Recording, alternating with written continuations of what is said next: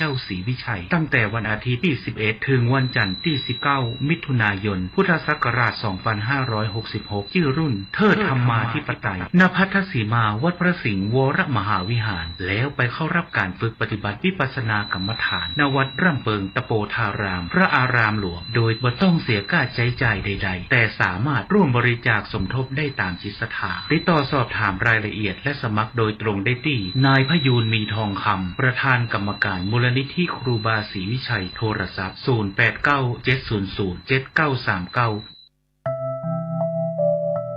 ธรรมยาตรา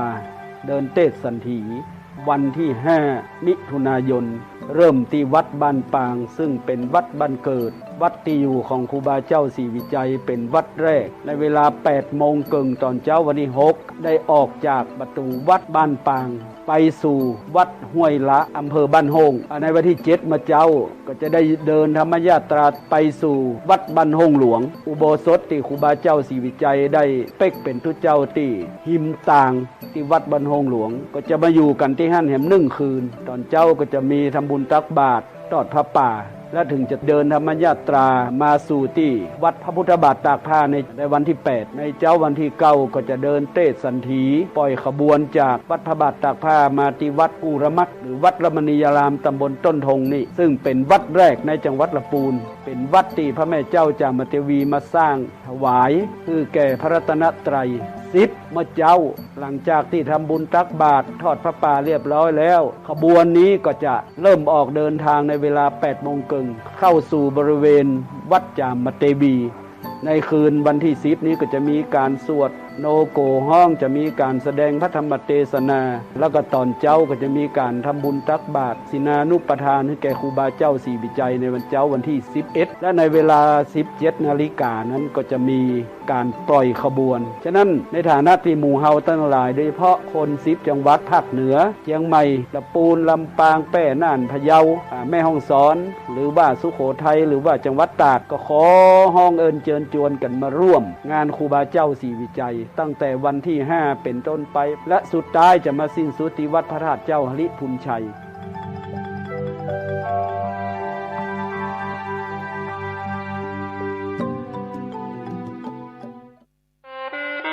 คณะสงฆ์ครูบาอาจารย์พระนักจัดรายการสถานีวิทยุพระนักเผยแพร่เจ้าหน้าที่ผู้จัดรายการเครือข่ายสถานีวิทยุคลื่นสีขาวเพื่อชาวประชาขอเชิญพุทธศาสนิกชนนักศิลนักบุญทุกท่านร่วมทำบุญหล่อเทียนพรรษาประจำปี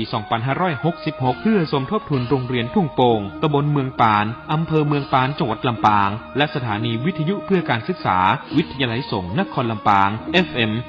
106.50 เมกะเฮิรตซ์ร่วมทำบุญแผ่นเทียนธรรมจักรแผ่นละ20 บาทหล่อเทียนพรรษาถวายวัดพระบาทอุดมตำบลเวียงอำเภอฝางจังหวัดเชียงใหม่หรือร่วมทำบุญตามกำลังศรัทธารอเทียนพรรษาจำนวน9 เล่มและถวายเทียนพรรษา15หัววัดวันที่15 กรกฎาคม 2566 เวลา 8:30 นาทีถึง 17 นาฬิกา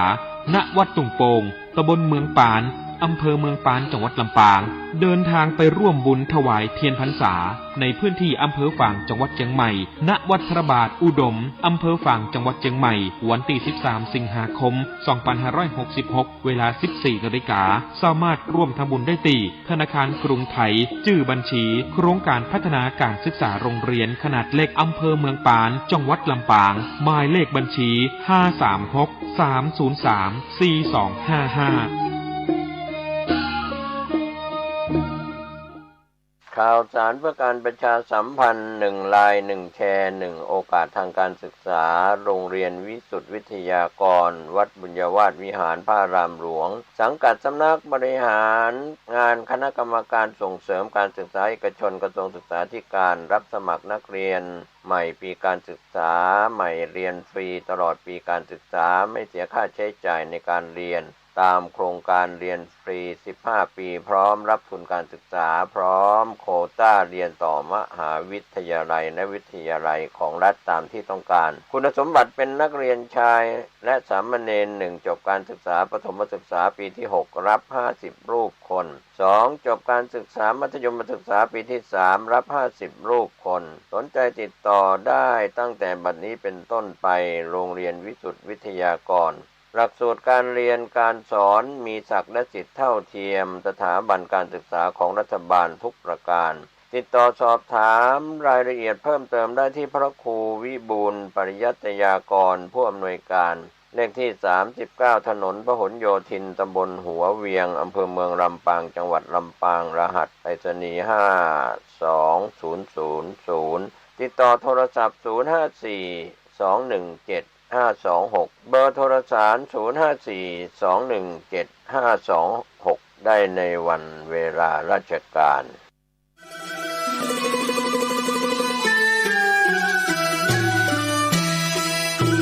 ขอเชิญร่วมทำบุญสร้างกระเบื้องดินเผาธรรมชาติบันไดพญานาควัดโบสถ์ชัยมงคลตำบลมะเขือแจ้อำเภอเมืองจังหวัดลำพูนแผ่นละ50 บาทตารางเมตรละ500 บาทร่วมทำบุญได้ที่ธนาคารกสิกรไทยหมายเลขบัญชี110-333-5287ชื่อบัญชีวัดโบสถ์ติดต่อสอบถาม092-565-4536หรือสอบถามทางไลน์ ID @209LIMJR การก่อสร้างบันไดนาคราชสู่พระนิพพานณปริยนันทธรรมสถานในครั้งนี้จึงนับว่าเป็นรากฐานแห่งความสมบูรณ์แห่งบุญอานิสงส์ในกองบุญครั้งนี้ส่งผลให้ผู้ร่วมสร้างมีชีวิตและทรัพย์สินที่มั่นคงแข็งแรงมีฤทธิ์เดชตบะมีทรัพย์ในดินสินในน้ำได้รับการคุ้มครองจากพยันตรายทั้งปวงเหมือนดั่งองค์นาคราชปกป้องพระพุทธศาสนาปลอดภัยจากอันตรายทั้งปวงทั้งโลกนี้และโลกหน้าทั้งยังเป็นการค้ำชูพระพุทธศาสนาให้มั่นคง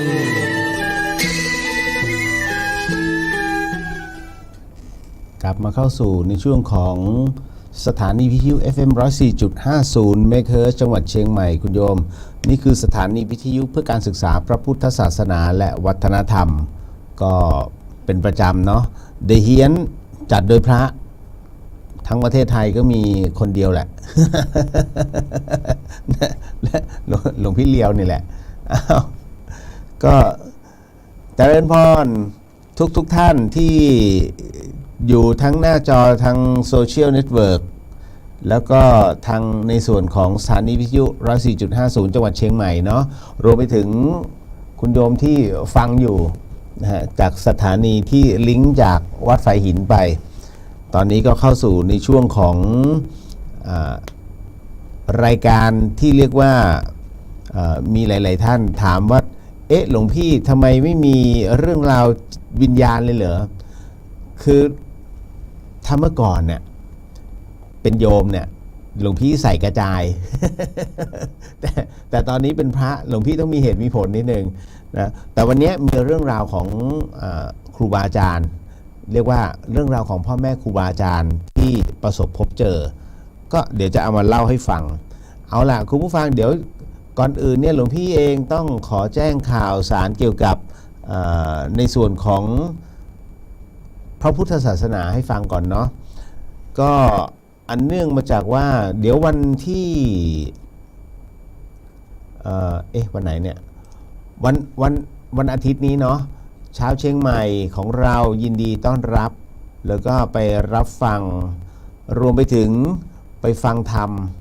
นะจากครูบาบุญชุ่มนะท่านจะมาพบกับชาวเชียงใหม่นี่แหละไปก่อนก็อยู่หน้ามาทีหลังก็อยู่ริม สนามกีฬาเทศบาลเนี่ยสนามกีฬาเทศบาลกลางจังหวัดเชียงใหม่คุณโยมก็อย่างว่าไปคนจะเยอะอย่าใช้คำว่าหลักพันเลย นะขนาดครูบาบุญชุ่มท่านมาที่อะไรนะแถวค่ายขุนเนนอ่ะแถวแม่ริมอ่ะใช่ไหมตรงศาลสมเด็จพระนเรศวรเนี่ยโอ้โหตายล้นนะอันนี้ก็เลยหลวงพี่ก็เลยแจ้งให้ฟังนิดหนึ่งท่านมีเรียกว่าก็ทำกิจให้ส่วนรวมก็คือเป็นการขอรับบริจาคปัจจัยเพื่อสร้างโรงพยาบาลอันนี้ก็ถือได้ว่าเป็นคุณูปการในอันเป็นสาธารณะก็ขอเชิญเนาะวันอาทิตย์นี้คุณโยม11 11นี้ก็ท่านก็แหมจะบอกว่าพบกับครูบาบุญชุ่มนี่ก็มัน ก็ไม่ใช่นะก็ไปนั่งฟังธรรมนะกับครูบาก็ไปชื่นชมบารมีท่านกันเนาะอันนี้หลวงพี่ก็เลยแจ้งให้ทราบก็แต่ถ้าท่านใดที่อยู่บ้านไม่ไหวจริงๆพ่ออุ้ยแม่อุ้ยทั้งหลายท่านสามารถดูได้ในสื่อโซเชียลก็คือ MCOT ทั่วไทยถ้าจำไม่ผิดนะช่อง MCOT ทั่วไทยจะเป็นภาพFacebook MCOT ทั่วไทยก็สามารถนั่นแหละก็ให้ดูไว้นะภาพที่เห็นนะหลวงพี่สวิต ที่รู้พยมนิมนต์บอกเฮ้ยไม่เป็นไรมาเดี๋ยวหลวงพี่จัดการเอง อีกหนึ่งเรื่องราวก็แจ้งข่าวคราวนิดนึงโอ้หลวงพี่ลืมหยิบหนังสือสวดมนต์มาไม่งั้นก็จะเอามาโชว์ซะหน่อยท่านสุภาพบุรุษทั้งหลายแล้วก็ท่านที่ใช้หนังสือสวดมนต์หลวงพี่ขอแจ้งข่าวก่อนว่าเจ้าของหนังสือตำราหนังสือสวดมนต์ปกเหลืองเนี่ยที่เราคุ้นเคยนะนั่นก็คือหลวงปู่เอี่ยมวัดอรุณเนี่ยท่านก็มรณภาพเมื่อวานนี้นะก็คือท่านพระราชวัชระรังสีหรือว่าหลวงปู่เอี่ยมวัดอรุณนะซึ่งเป็นเจ้าตำรับหนังสือมนต์พิธีสำหรับสวดมนต์ปกเหลืองที่เราใช้กันทั่วประเทศนะทุกวันนี้หลวงพี่เองก็ใช้ทำวัดเช้าทำวัดเย็นก็ใช้หนังสือของท่านปัจจุบันเลยเดี๋ยวไม่ได้หยิบมาคืออันเนี้ยเรียกว่าคู่มือบุรุษที่สำหรับท่านจะต้องท่องในเรื่องของการขานนาคนะหรือว่าท่านจะต้องนำไปใช้นี่นู่นนั่นต้องใช้เล่มนี้แม้กระทั่งบทเจริญพุทธมนต์ก็มีอยู่ในนี้ทั้งหมดก็เลยต้องบอกว่าณตรงนี้จากเพจ Facebook ข่าวสารงานพระพุทธศาสนาท่านก็โพสต์ข้อความระบุว่าน้อมถวายความอาลัยพระเดชพระคุณพระราชวัชระรังสีหรือว่าเอี่ยมสิริวันโนวัดอรุณราชวรารามราชวรมหาวิหารเจ้าตำรับผู้เรียบเรียงหนังสือมนต์พิธีณตรงนี้นี่เองก็เมื่อคืนนี้เวลา3 ทุ่มนะตรงกับวันที่8มิถุนายนคณะแพทยศาสตร์โรงพยาบาลกรุงเทพแจ้งว่าหลวงปู่พระราชวัชระรังสีหรือว่าเอี่ยมสิริวันโน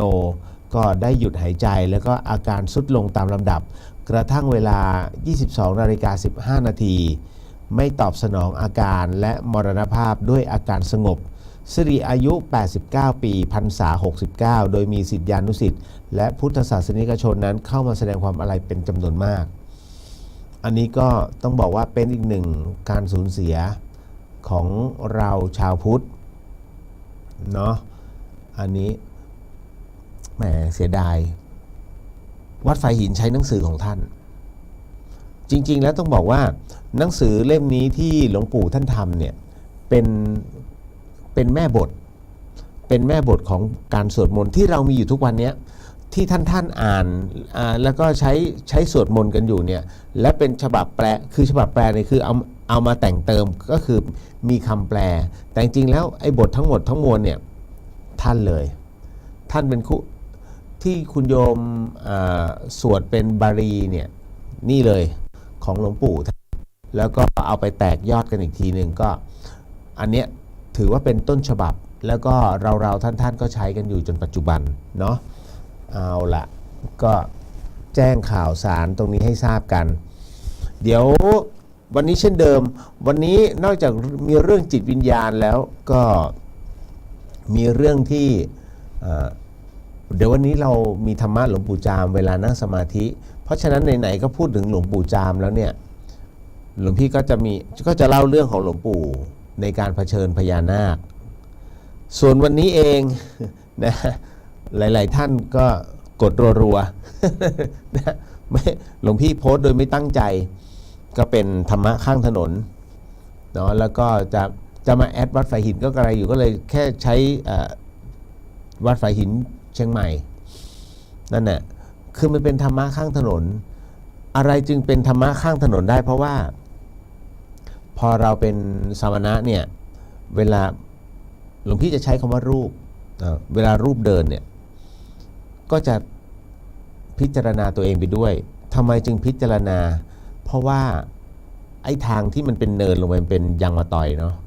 แล้วยางมะตอยเนี่ยไม่สนิทคุณโยมมันก็จะมีแบบเศษกรวดที่มันแหลมๆขึ้นมาแทงเท้าทุกคนที่เดินลงไปบิณฑบาตโดนทุกคนเนาะและอย่างหนึ่งเส้นทางตอนนี้ของวัดไฟหินเนี่ยป๊อปมากโอ้ป๊อปปูล่ามากเอาจริงๆนะโอ้คนขึ้นแก๊ปขึ้นมาแบบคือเขาจะเดินเส้นทางธรรมชาติไม่เหงาคุณโยมเดินทุกเวลาเขาจะมีนักท่องเที่ยวทั้งชาวไทยและชาวเทศเดินขึ้นเดินลงเดินขึ้นเดินลงโอ้โหสุดนะอันนี้ก็เลยบอกว่าเป็นเส้นทางธรรมชาติจริงๆก็เขาเรียกว่าถ้าคนที่เขาคุ้นเคยอย่างชาวเชียงใหม่เนี่ยคุ้นเคยเขาก็จะเริ่มต้นจากด้านล่างแถวหน้าธรรมสถานแถว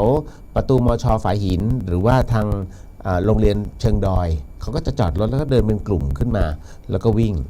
แต่ถ้าใครไม่รู้ทางนะหรือว่าชอบย่นระยะทางคือประมาณว่าเอ้ยกูมาถึงก่อนเขาจะนั่งแก๊ปขึ้นไป อันนี้เรียกอันนี้แอนฮาร์ดเขาเรียกใจหมด มีเยอะ แล้วก็วิ่งลงตึกโอ้เหงื่อซิกแล้วก็เซลฟี่แค่นั้นแหละแล้วถามว่าเอาไปลงไหนเซลฟี่แน่นอนที่สุดฉันว่าออกกำลังกายนะ อยู่ในสายตาหลวงพี่เพราะกุฏิหลวงพี่จะใกล้ทางขึ้นเราก็สังเกตโอ้ยโยม มายาชัดๆ ไม่ใช่แล้วหรอกกูเป็นมาก่อน อันนั้นนะก็นี่แหละหลวงพี่จะพิจารณาในการเดินแล้วมันก็ตามเท้านะตึกแต่มันจำเป็นเพราะว่าอันนี้คือศาสนกิจเรียกว่าเป็นกิจของสงฆ์ที่ต้องทำทุกเช้าหลวงพี่เองเนี่ยไม่ได้เดินทุกวันปกติแล้วก็ตั้งใจว่าจะเดินทุกวันแต่ปรากฏว่าอย่างวันเนี้ยจัดเลิกตี 1ต้องตื่นทำวัดด้วย พระใหม่ไม่ได้โอ้ยขืนไม่ขยันนี่นะเดี๋ยวถูกเจ้าวัดเพ่งเล็ง ไม่ใช่หรอกจริงๆแล้วมันเป็นกิจของสงฆ์ที่ต้องทำเพราะฉะนั้นเนี่ยหลวงพี่เองเนี่ยเสียไม่ได้ก็ต้องตื่นขึ้นมาทำวัดแล้วหลังจากนั้นเนี่ยเราจะบิณฑบาตไม่บิณฑบาตแล้วแต่เรานะก็บินแหละแต่ว่าคงระยะสั้นเดี๋ยวดูฝนฟ้าก่อนเพราะว่าถ้าฝนฟ้ามันมาเนี่ยค่อนข้างจะลำบากเพราะว่าตอนนี้หลวงพี่ก็คืออาพาธก็คือข้อเท้าก็มีเจ็บบ้างเรื่องฝ่าเท้าไม่ต้องห่วงโอ้โหเหลือคุณชายมาบวช โอ้ยเหยียบที่คือเราก็ต้องเจ็บของเราแต่ว่าทั้งหมดก็ต้องลงในส่วนของบารมีเนาะก็ขันติบารมีก็พยายามนะเอาให้ได้คือรูปอื่นเดินได้เราก็ต้องเดินได้หลวงพี่คิดอย่างนี้นั่นแหละแล้วก็เดินไม่ถึงกราบพยองทีใจหลวงพี่จะคิดว่าโปรดโยมน้องเขาที่ร้านหมูปิ้งนิดหนึ่งพอดีว่าซื้อตั้งแต่สมัยเป็นคฤหัสถ์จนกระทั่งพอตอนนี้เราเป็นพระปุ๊บน้องเขาจะเรียกนิมนต์กล่าวแค่นั้นแหละแล้วก็กลับโอ้ไม่ถึงวันนี้เกือบจะไม่ถึงเขาเต็มบาทหลวงพี่ต้องกลับก่อนแต่ว่าตัดสินใจอธิษฐานเอาเหอะโยมพอแค่นี้เถอะสุดท้ายเลย ต้องเอาของออกจากคือพระองค์นะให้แค่2 บาทแค่นั้นจริงๆได้3 บาทแหละคุณโยมแต่ห้ามเกินปากบาทบังเอิญหลวงพี่เป็นบาทเบอร์8 ครึ่ง และเป็นบาทของหลวงปู่ชอบเดี๋ยวขออภัยเป็นบาทของหลวงปู่ชอบฐานสโมเนาะก็เลยได้ตรงนี้ต้องบอกว่าพอเป็นบาทของพ่อแม่ครูบาอาจารย์เนี่ยท่านไม่เคยปล่อยให้เราอะไรล่ะอดจริงๆหลวงพี่ก็จะกราบก่อนกราบบาทเนี่ยทุกครั้งก็แล้วก็ออกบิณฑบาตแล้วก็ท่องไว้ในใจอิติปิโสท่านก็เลี้ยงเราเพราะว่าเรามีความตั้งใจเพราะหลวงพี่ก็บอกเดี๋ยวพรุ่งนี้ร่วมปัจจัยที่มานะพรุ่งนี้ก็ไม่อยากจะแบบสวดออกแบบเฮ้ยรับพรออนไลน์มันดูโอเวอร์อ่ะเดี๋ยวใครเขาจะหมั่นไส้อ่ะเอาเป็นว่าเดี๋ยวพรุ่งนี้หลวงพี่จะโมทนาให้ทุกท่านเนาะนั่นแหละก็ในเรื่องของการอุปถัมภ์ของหลวงพี่เองนะคือมันเป็นการที่เราเรียกว่า เมื่อเมื่อเมื่อท่านมีเป็นผู้มีพระคุณเราก็ต้องเรียกว่าเราก็ต้องตอบแทนคุณให้กับทุกท่านนั่นคือสิ่งที่เราควรจะทำอันนี้ก็เลยต้องขอโมทนากับคุณโยมทุกท่านด้วยต่อมาจำได้ไหมหลวงพี่บอกว่าอะไรสำหรับผู้ที่ร่วมปัจจัยในเรื่องของการบริจาคในเรื่องของการทำกุฏิพระกรรมฐานพระไม่เคยลืมนะคุณโยมจะลืมได้ยังไงหลวงพี่สวดให้ทุกๆ15ค่ำจำได้ไหมที่หลวงพี่พูดเอาไว้ทำตามสัญญาตลอดนะอันนี้ก็ขอโมทนากับทุกท่านด้วยก็เราพูดตรงนี้แต่ว่าเราไม่ได้มาสวดออกสื่อโอ้ยทำไมหลวงพี่รูปนี้มันเวอร์จังไม่ใช่หรอกถ้าลองท่านได้รับกำลังใจจากทุกท่านที่เป็นกัลยาณมิตรเนี่ยท่านจะรู้ความรู้สึกตรงนั้นว่าเขาเมตตาเนี่ยด้วยความเป็นตัวเราก็เลยต้องบอกตรงนี้ไว้ก่อนเนาะอันนี้เดี๋ยวพรุ่งนี้หลวงพี่โมทนาให้เนาะทุกท่านเอาละเดี๋ยวขออนุญาตทักทายกันก่อนแล้วเราก็มานั่งสมาธิกันนิดหนึ่งวันศุกร์แล้วโธ่เอ้ยอย่าลืมนะวันช่วงวันเสาร์นะคุณโยมช่วงไม่ใช่ช่วงวันอาทิตย์สิครูบาบุญชุ่มเนาะมาคุณโยมลิลลี่นมัสการค่ะหลวงพี่เจริญพรคุณโยมสจีนมัสการค่ะเจริญพรไตเติ้ลเจริญพรคุณโยมสาวินีนมัสการค่ะหลวงพี่เจริญพรคุณโยมรุ่งกราบนมัสการหลวงพี่ค่ะเจริญพรคุณโยมชุลีพรกราบนมัสการสอบถามเหมือนเรายังไม่ได้คืนเงินเพื่อนเมื่อสมัยมัธยมไม่ถึง5 บาทแต่จำได้ว่าเคยซื้อปูนราคา1 บาทที่ตลาดแล้วยังไม่ได้ให้เงินแม่ค้าแต่นานแล้วนะสมัยเรียนมหาวิทยาลัยปัญหาต่อมาทั้ง2 ท่านไม่ได้อยู่หรือเปล่าปัญหาคือติดต่อทั้ง2 ท่านไม่ได้ค่ะควรทำอย่างไรจะได้ไม่กังวลว่าไม่ได้คืนเงินค่ะถ้ายังมีชีวิตอยู่พยายามติดต่อให้ได้แต่ถ้าดูแล้วไม่มีชีวิตแล้วคุณโยมก็ตีมูลค่าแล้วกันว่าไอ้เงิน1 บาทที่ติดเขาไว้เนี่ยเราควรจะทำบุญแล้วก็ระลึกถึงคนนั้นเนี่ยให้กับทางวัดเนี่ยเท่าไหร่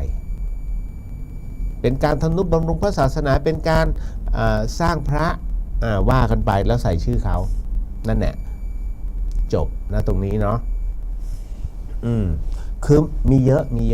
หลวงพี่เองก็ติดเงินคุณย่าเอาไว้400 บาทสมัยช่วงปีไหนน่าจะเป็นปี28 29ตอนนี้แล้วคุณย่าอันนั้นคุณย่าโตท่านเสียชีวิตไปแล้วหลวงพี่เองก็ต้องทำบุญให้ท่านนี่แหละก็เหมือนกันอารมณ์เดียวกันเนาะไม่ต้องกังวลไปต่อมาคือท่านใดที่ติดเงินกันไว้ถ้าท่านระลึกได้ก่อนเนี่ยท่านได้เปรียบไม่ใช่ว่าอยู่ๆแล้วเดินไม่ไหวแล้วมาระลึกเนี่ยอันเนี้ยระมัดระวังน่ากลัวกรรมมันเริ่มทำงานเวลากรรมมันทำงานเนี่ยมันทำงานหนักเลยนะทุกท่านจะรู้ดีหลวงพี่ไม่รู้กับท่านเพราะว่าอะไรทำไมคุณโยมรู้ดีเพราะมันติดอยู่ในใจคุณโยมทำอะไรไว้เนี่ยไม่มีใครรู้แต่จิตของท่านนะรู้จิตเดิมแท้สำคัญที่สุดเพราะจิตของคนเราบริสุทธิ์พอทำอะไรปุ๊บที่มันเรียกว่าผิดทำนองคลองธรรมปุ๊บมันบันทึกทันทีนั่นแหละกรรมมันเริ่มมาทีละนิดโยมพี่เจี๊ยบกราบนมัสการค่ะหลวงพี่เจริญพรมาคุณโยมณัฐศิษย์กราบนมัสการหลวงพี่ครับเจริญพรจ้ะกุ๊บกิ๊บนมัสการหลวงพี่เลียวเจ้าค่ะมีคำถามค่ะจะมีหลักธรรมข้อไหนที่สร้างความมั่นใจให้ตัวเองเจ้าคะโยมไม่มีความมั่นใจในตัวเองเลยเจ้าค่ะขอโอสิกรรมหากไม่ทราบนะเจ้าคะคุณโยมหลวงพี่เชื่อมั่นไม่ใช่ว่ามีกุ๊บกิ๊บคนเดียวหรอกที่ไม่มั่นใจในตัวเองจริงๆแล้วเนี่ยหลักธรรมเนี่ยทุกคนมีอยู่แล้วไม่ว่าจะอะไรก็แล้วแต่เพียงแต่ว่าเราเรียงมันไม่เจอเราหาไม่เจอจะเอาข้อไหนวะ เอาแค่คุณโยมมีสมาธิและความที่เรียกว่าลงมือทำนั่นน่ะพอเราลงมือทำปุ๊บเพราะที่ไม่มั่นใจเพราะกลัวพลาดพอเรากลัวพลาดมันจึงไม่กล้าตัดสินใจแล้วคุณโยมฟังสิ่งรอบข้างคุณโยมดูข่าวสารไหวไหมนั่นแหละมันจึงไม่เกิดความไม่มั่นใจเพราะฉะนั้นเวลาทำอะไรต้องหนักแน่นไม่มีใครช่วยได้เลยหลักธรรมต่อให้มีหลักธรรมขึ้นมาเนี่ยถามว่าแล้วจะมั่นใจขึ้นเหรอถ้าไม่ใช่การปฏิบัติธรรมถูกไหมเพราะฉะนั้นเนี่ยหลวงพี่จึงอยากให้น้องโยมกุ๊บกิ๊บต้องหนักแน่นเข้าไว้เนาะมีความรอบคอบมีความหนักแน่นหาข้อมูลเยอะๆแล้วเราอยากจะทำอะไรลงไปทำเลยไม่ต้องไปลังเลเวลาผิดปุ๊บเดี๋ยวมันจะบอกเองคุณจินชากราบนมัสการหลวงพี่เลียวเจ้าค่ะเจริญพรโยมพี่นพกราบนมัสการเจ้าค่ะเจริญพรคุณจินชากราบนมัสการพระอาจารย์เจ้าค่ะท่านคุมอยู่ข้างนอกเนาะเจริญพรนะหลวงพี่ตอบให้คุณเมธสิทธิ์กราบนมัสการหลวงพี่เลียวเจริญพรขจรศิลป์กราบนมัสการครับหลวงพี่เจริญพรจ้ะคุณโยมนัทนมัสการค่ะพระเรียวเจริญพรคุณโยมพระแก้วกราบนมัสการเจ้าค่ะเจริญพรแล้วก็มาโยมพรกมลกราบนมัสการหลวงพี่เจ้าค่ะเจริญพรคุณโยมมิชัยกราบนมัสการครับเจริญพรเบนกราบนมัสการค่ะเจริญพรอันนี้แนนใช่ไหมกราบนมัสการเจ้าปทุมทิพย์เจริญพรคุณโยมจินทสะกราบโมทนาสาธุในเมตตาของหลวงพี่น้อมรับพรทุกประการเจ้าค่ะเจริญพรคุณโยมอาจารย์มิ้นนมัสการหลวงพี่ค่ะเจริญพรคุณพุทธิพงศ์กราบนมัสการครับหลวงพี่เจริญพรจ้ะโยมเสียงไมค์หวีดนะคะจัดไปขออภัยขอบคุณมากที่เตือนหลวงพี่ปิดแล้วหลวงพี่ก็เปิดใช้ตัวนี้ตัวเดิมเดี๋ยวจะได้เรียนพระอาจารย์ว่ามันวีดจบ ขอบคุณมากก็เทสไปก่อนไงอันนี้ดีขึ้นไหมดีขึ้นนะไมค์วีดเหมือนวันก่อนนะเอาละหลวงพี่ว่าแล้วตัวนี้มีปัญหาใหม่เอาละก็มาถึงโยมรูปมีคำถามนะคะหลวงพี่ถ้าหัวหน้าโกงเงินเราไม่จ่ายค่าแรงเรานี่กรรมอะไรคะขอบพระคุณค่ะกรรมแห่งการคดโกงไงอันนี้ เพราะฉะนั้นเนี่ยมันเป็นอดินาส่วนตรงนี้นี่เองก็ต้องบอกว่า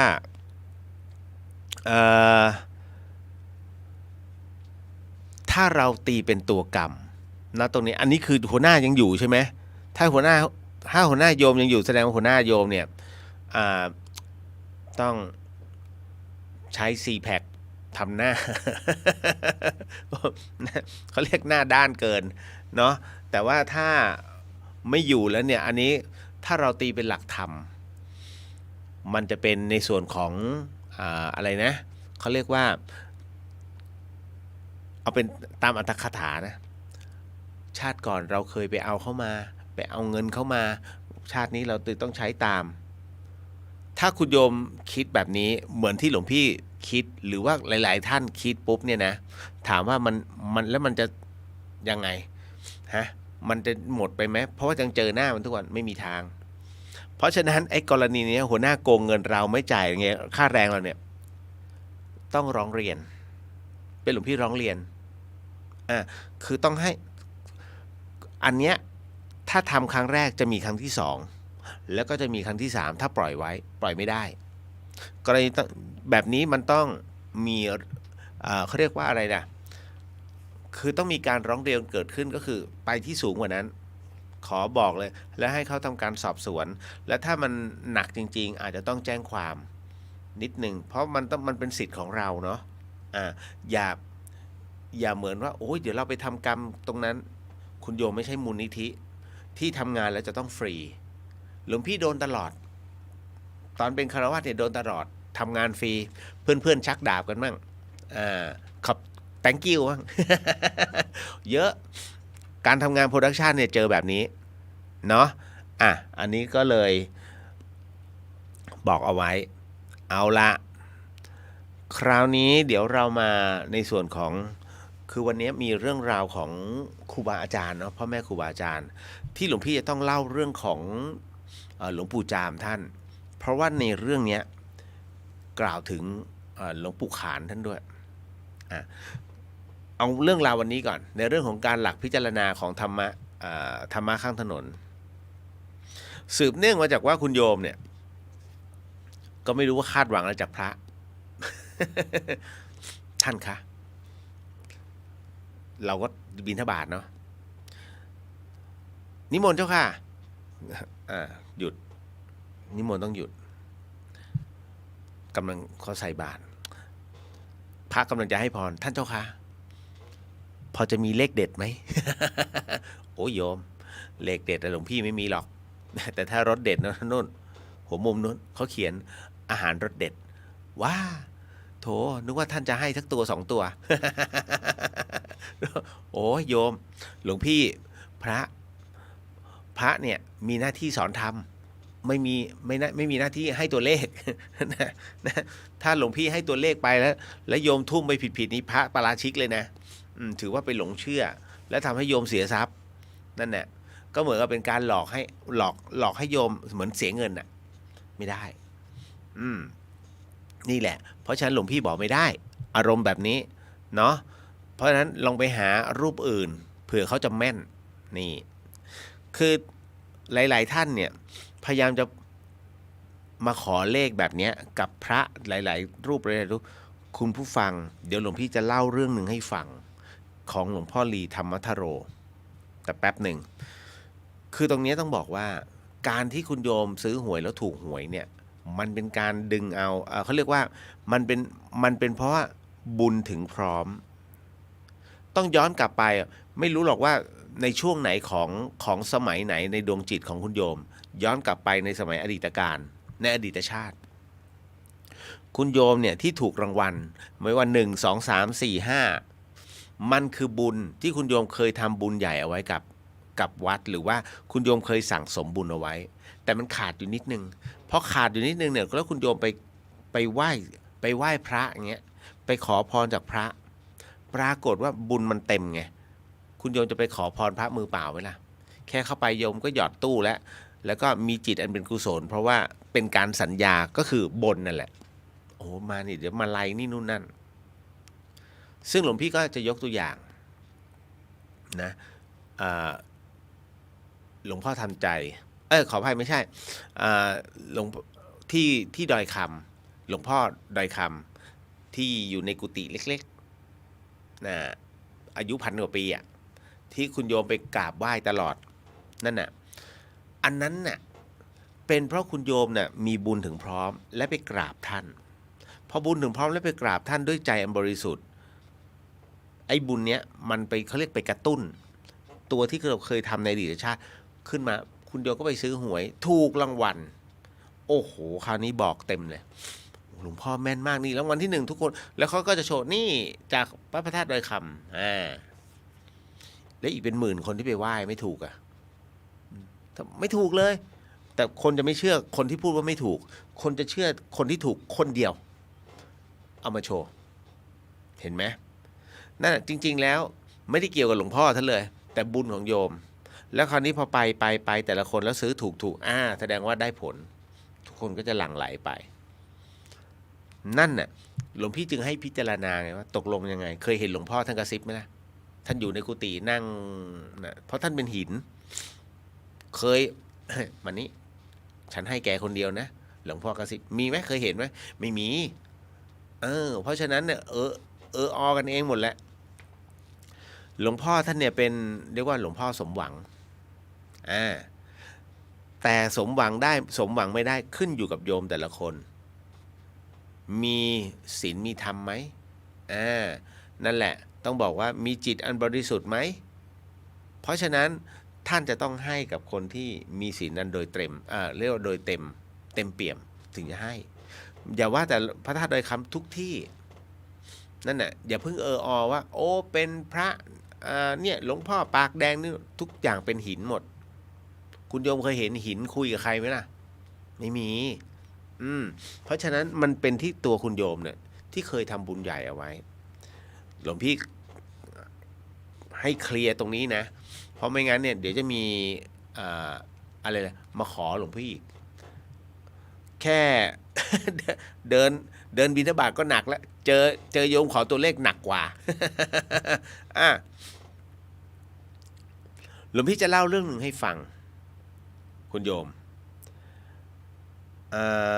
คุณโยมดิษนุดาหัวหน้าเก่าใช่ไหมคุณรุ่งจริงๆแล้วควรจะร้องเรียนนะแต่ว่าถ้ายอมได้ก็ยอมไปถือว่าเป็นเงินเก่าที่ติดค้างอันนี้หลวงพี่ย้อนมาที่คุณรุ่งนิดนึงแต่ให้จำไว้นะคนนี้หัวหน้าเนี่ยที่โกงเงินคุณโยมไปในอนาคตสมมุตินะถ้าเรายังวนเวียนกับวัฏฏะสงสารอยู่ตายแล้วเกิดเขาเนี่ยจะมาเป็นลูกน้องคุณโยมไม่ใช่ลูกน้องที่เป็นมนุษย์นะเขาต้องชดใช้เป็นอีกอย่างหนึ่งเพราะฉะนั้นเตรียมตัวเลยเขาอาจจะเป็นแมวหรืออาจจะเป็นหมาที่มาแล้วเราเลี้ยงคือต้องชดใช้มันมีระยะเวลาของมันตัวกรรมตัวเนี้ยต้องระมัดระวังนะไอ้ประเภทที่ติดเงินชาวบ้านเขาระวังเนาะต่อมาหลวงพี่จะเล่าเรื่องหนึ่งให้ฟังเรื่องหวยเรื่องนี้เป็นเรื่องที่เกิดขึ้นจริงเป็นเรื่องที่คุณโยมกวงตั้งศรีงามสง่าท่านเป็นศิษย์ของท่านพ่อลีธรรมทโรแห่งวัดอโศการามณตรงนี้นี่เองเนี่ยคุณกวงเนี่ยเขาก็เล่าให้อาจารย์ฟักได้ฟังว่ามีโยมผู้หญิงคนหนึ่งอันนี้หลวงพี่เล่าไปเลยกันนะไม่อ่านด้วยมีโยมผู้หญิงคนหนึ่งนั้นไปขอหวยจากท่านพ่อลีที่วัดอโศกปรากฏว่าท่านพ่อลีเนี่ยเขียนให้ท่านพ่อลีเป็นศิษย์หลวงปู่มั่นนะกรรมฐานสุดยอดเรียกว่าผู้หญิงคนนี้พอไปขอเสร็จปุ๊บขอหวยหลวงพ่อก็เขียนในกระดาษแล้วก็ยื่นให้เอาไปเสร็จปุ๊บปรากฏว่าผู้หญิงคนนี้ดีใจมากก็เลยก้มกราบหลวงพ่อแล้วก็เดินออกไปทำให้คุณกวงเนี่ยซึ่งอยู่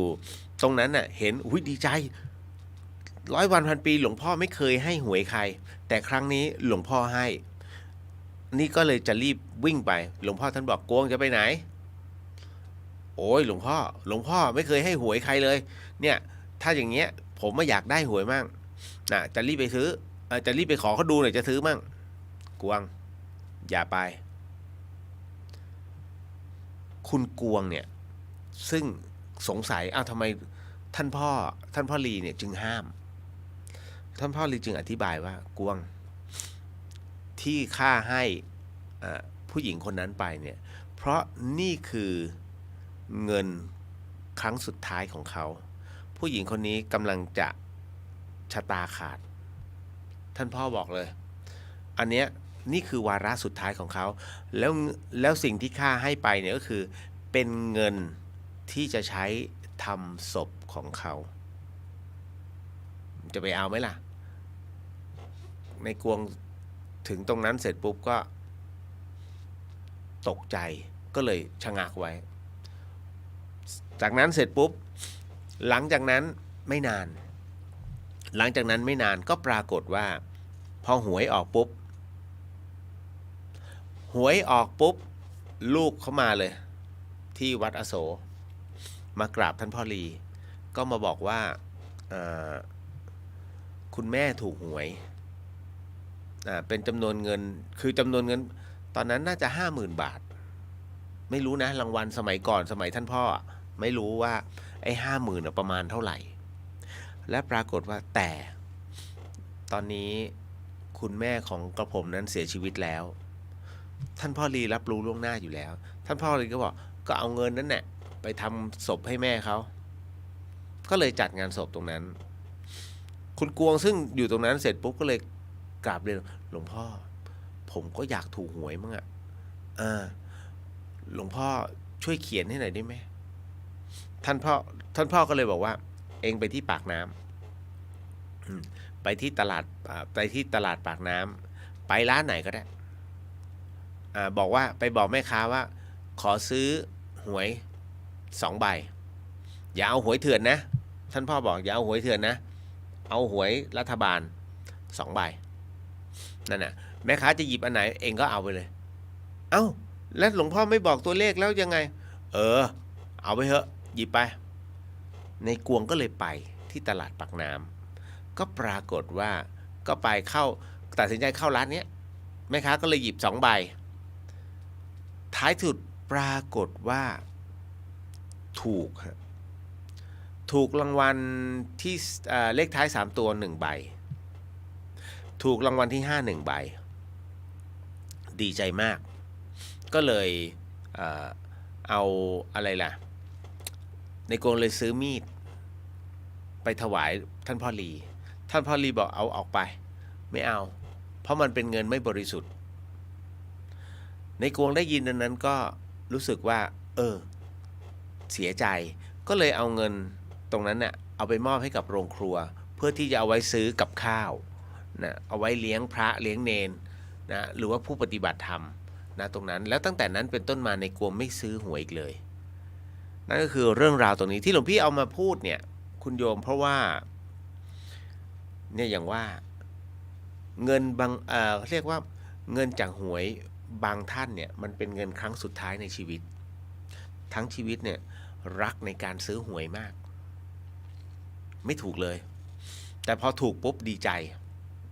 เห็นไหมเพราะฉะนั้นถึงได้บอกว่าซื้อมาทั้งชีวิตเนี่ยหมดเลยเท่าไหร่แค่ถูกเลขท้าย2 ตัวโอ้ดีใจโถหัวใจวายนี่มันก็มีเพราะฉะนั้นเนี่ยหลวงพี่ก็เลยบอกว่า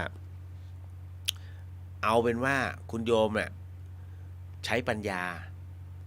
แล้วก็หยาดเหงื่ออันนี้ของจริงแต่ถ้าคุณโยมยังแสวงหาตัวเลขอยู่เอาแค่ก้อมแกล้ม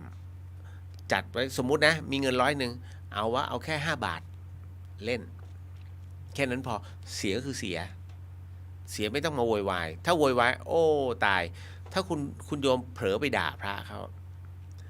ไอ้กรรมตัวนี้มันจะกดคุณโยมลงไปอีกจะทำมาค้าไม่ขึ้นเอาเนาะอันนี้ก็เลยบอกเอาไว้เนาะโยมปานนมัสการหลวงพี่เลียวสวัสดีชาวเดอะเฮียนค่ะเจริญพรอันนี้คุณโยมพันลบกราบนมัสการครับหลวงพี่เจริญพรเอาละมาถึงคุณรุ่งรู้แล้วเนาะอันนี้โยมน้องปุ๋ยเนาะยังอยู่เดี๋ยวใครที่ไม่ชอบนั่งสมาธิก็ปิดเสียงไว้ก่อน ใครที่ไม่ชอบสมาทานศีลคือรับไม่ได้กับข้อเขาเรียกรับไม่ได้กับของดีก็ปิดเสียงไปก่อนแล้วเดี๋ยวค่อยไปฟังเรื่องผีๆเนาะเดี๋ยวหลวงพี่จะสมาทานศีลแล้วจากนั้นเราก็มานั่งสมาธิกันเหมือนเดิมหลวงพี่ก็ให้พรแล้วจากนั้นค่อยใครง่วงก็ปิดไปนั่นแหละใครฟังต่อก็ฟังไป ยุติธรรมนะโอ้โหวันนี้แอร์แรงมากหลวงพี่คัดจง20เข้าใจแล้วแป๊บหนึ่งนะคุณโยมหนาวมาก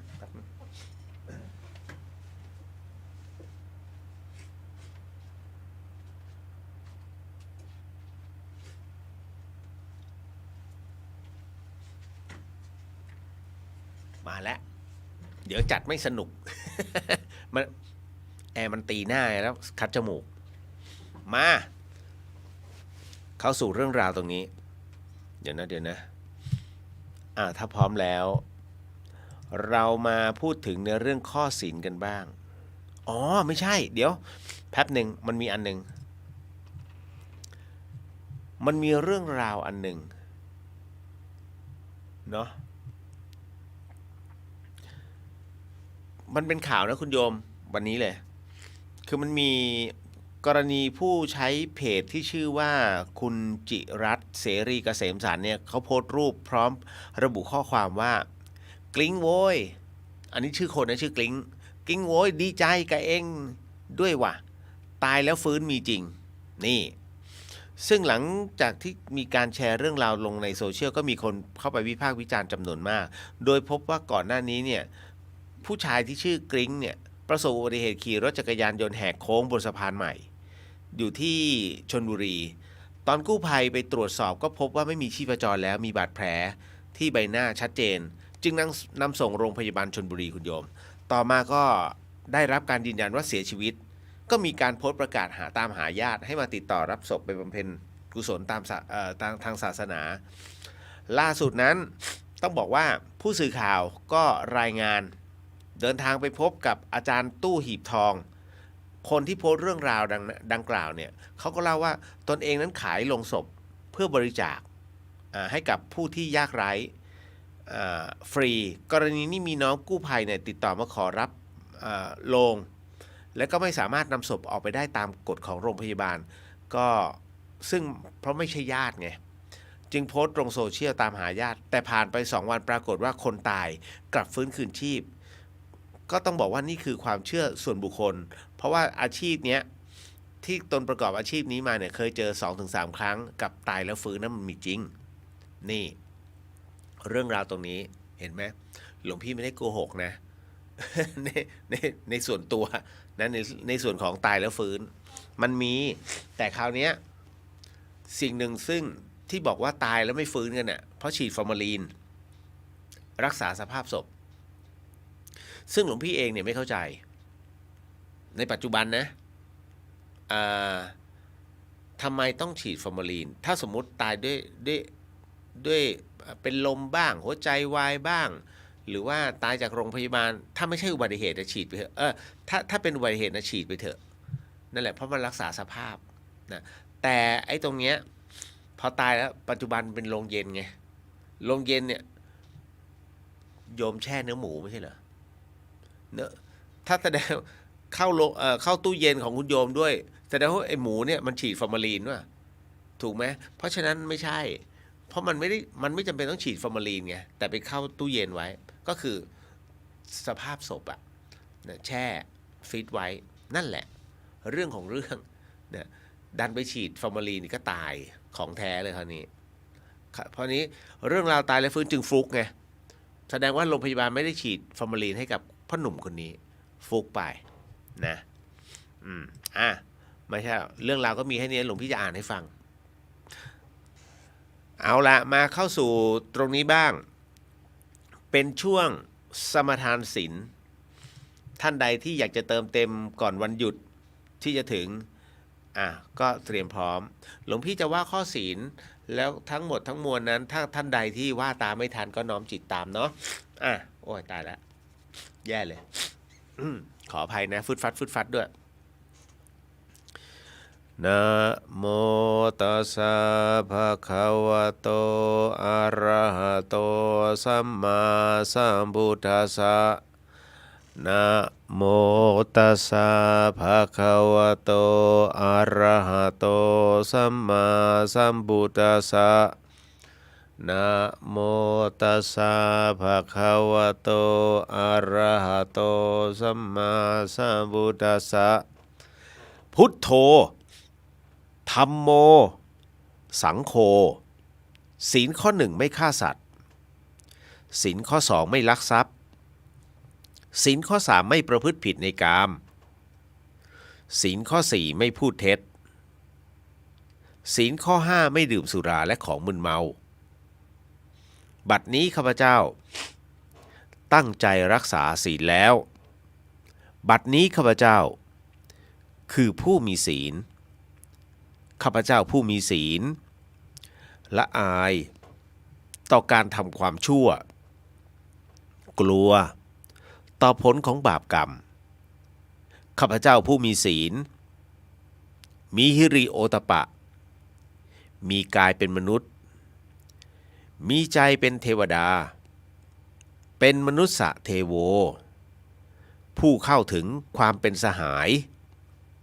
กับเราเทวดาทั้งหลายณบัดนี้ข้าพเจ้าทั้งหลายขออดโทษลดกรรมที่ข้าพเจ้าได้เคยประมาทพลาดพลั้ง ในช่วงวันนี้ลงในฉับพลันและขอให้กรรมดีที่ข้าพเจ้าหรือเหล่ากัลยาณมิตรได้ทำไว้นั้นขอจงมาแทรกส่งผลบุญนี้ให้ข้าพเจ้าได้มีความสุขและประสบผลสำเร็จตลอดไปเถิดสาธุสาธุสาธุอนุโมทามิเอาละมาเข้าสู่ในช่วงของการเมื่อกี้รับศีลไปแล้วคราวนี้มาเป็นส่วนของสมาธิคุณผู้ฟังพอดีมันมีคำถามหนึ่งเนี่ยถามหลวงพี่มาว่าอยากจะสอนสมาธิเดี๋ยวนะผมจะสอนหลานให้นั่งสมาธิควรให้เขาเริ่มแบบไหนก่อนครับก่อนจะนั่งสมาธิหลวงพี่ก็บอกนี้ก่อนแล้วกันอายุ9 ขวบเอางี้เดี๋ยวจะเสียเวลาเขาเดี๋ยวหลวงพี่จะอธิบายเฉพาะ9 ขวบให้ฟังแป๊บหนึ่งคุณโยมท่านใดที่ถนัดแบบไหนในเรื่องของการนั่งสมาธิก็เอาตามเหตุปัจจัยเพราะฉะนั้นยังไงก็ตามเนี่ยอยากให้คุณโยมนั้นได้ดูลมหายใจปัญหาของการนั่งสมาธิก็คือในเรื่องของการหายใจนะฮะนั่งหายใจลึกๆนะแล้วก็ผ่อนหายใจลึกๆแล้วก็ผ่อนมีคำบริกรรมไม่มีคำบริกรรมแล้วแต่นะแต่หลวงพี่อยากจะให้อยู่ในสภาวะให้ว่างให้ได้นะไม่ต้องมาเห็นแสงไม่ต้องมาอะไรก็ตามนั่งแล้วรู้สึกว่าให้มันเบาสบายพอแล้วเอาแค่นี้นะถ้าไปต้องมาเจอติดวิเศษติดปาฏิหาริย์ไม่ต้องให้ข้ามผ่านตรงนั้นให้ข้ามในสิ่งที่ทำไมมันเป็นอย่างนี้ให้ตัวนิวรณ์มันหายไปผ่านไปเรื่อยๆให้เรามันว่างให้เจอกับความว่างอย่างเดียวส่วนท่านใดที่มีกำลังอ่อนตัวจิตอ่อนนั้นนอกจากเสียงหลวงพี่จะเข้าไปกวนแล้วเนี่ยมันจะมีเรื่องราวที่คุณโยมสะสมมาตลอดนะในช่วงเวลาที่คุณโยมไปเผชิญมันเนี่ยมันจะผุดเข้ามาในหัวจิตมันจะเขาเรียกว่าตัวมารเนี่ยมันจะคอยกล่อมให้คุณโยมมึงอย่ามีสมาธินะอย่ามีสมาธิมันจะเปลี่ยนเรื่องราวขึ้นมาคิดตามปุ๊บคุณโยมรีบดึงกลับมาอยู่จุดที่คุณโยมปักหมุดเอาไว้ที่หน้าท้องก็คือตรงท้องน้อย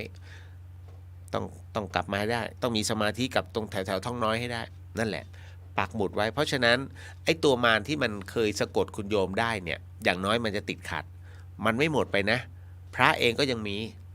หลุดก็มีจะบอกว่าโอ้ยมันนิ่งเดี๋ยวผู้วิเศษจะเยอะเกินไปแล้ว นะในฐานะที่หลวงพี่เป็นออนนี้ของวัดนะก็รุ่นโอป้าเนี่ยเขามีเนี่ยเขาปฏิบัติกันอยู่นั่นแหละพร้อมเนาะก็ถ้าพร้อมแล้วเอาล่ะค่อยๆหลับตาคุณโยมค่อยๆหลับตาลงหายใจเข้าหายใจออกหายใจเข้าหายใจออกหายใจเข้าตามสเต็ปเนาะเวลาเราเจริญกายานุปัสสนาสติปัฏฐานนั้นมีสติรู้กายจิตไม่ไหลไปที่กายมีจิตตั้งมั่นเป็นผู้ดูอย่างนี้ก็เรียกว่าจิตถึงฐานเวลาเราเจริญเวทนานุปัสสนาสติปัฏฐานมีสติรู้เวทนาจิตไม่ไหลไปที่เวทนามีจิตตั้งมั่นเป็นผู้ดูสุขทุกข์ทั้งหลายเป็นของผู้ถูกรู้ถูกดูอย่างนี้เรียกว่าจิตถึงฐานเวลาเราเจริญจิตตานุปัสสนาสติปัฏฐานมีสติรู้จิตไม่ไหลไปที่อารมณ์ มีจิตตั้งมั่นเป็นผู้ดูกิเลสทั้งหลายเป็นของถูกรู้ถูกดูอย่างนี้เรียกว่าจิตถึงฐานจิตตั้งมั่น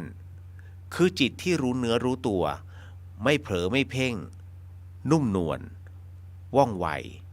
ไม่หนักไม่แน่นไม่แข็งไม่ซึมไม่ทื่อ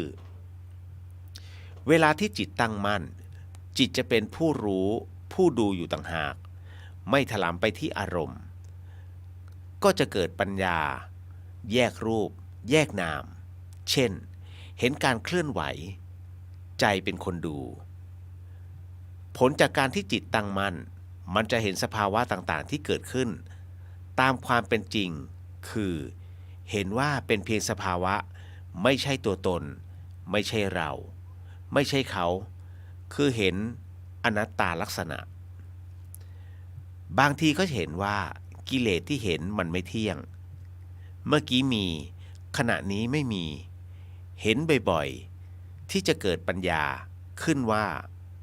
ทุกอย่างล้วนชั่วคราวทั้งหมดคือเห็นอนิจจลักษณะรวมแล้วคือเมื่อมีจิตตั้งมั่นก็จะเห็นไตรลักษณ์แง่ใดแง่หนึ่งได้และเป็นการเห็นเองจริงๆไม่ใช่คิดเอาจิตตั้งมั่นกับจิตถึงฐานจึงเรียกอีกอย่างว่าสัมมาสมาธิก็ได้เอาละคุณโยมสั้นๆค่อยๆลืมตาค่อยๆลืมตายังไม่จบหรอกนะอันนี้เป็นของจิตตั้งมั่นจิตถึงฐานของหลวงปู่จามนะ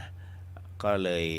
หลวงพี่เลยต้องเอามาพูดนะของหลวงปู่จามมหาปุญโญแห่งวัดป่าวิเวกวัฒนารามนะอยู่ที่คำชะอีมุกดาหารเอาล่ะพอถึงตรงนี้แล้วก็พอจะรับรู้เนาะในส่วนของการเข้าสมาธิ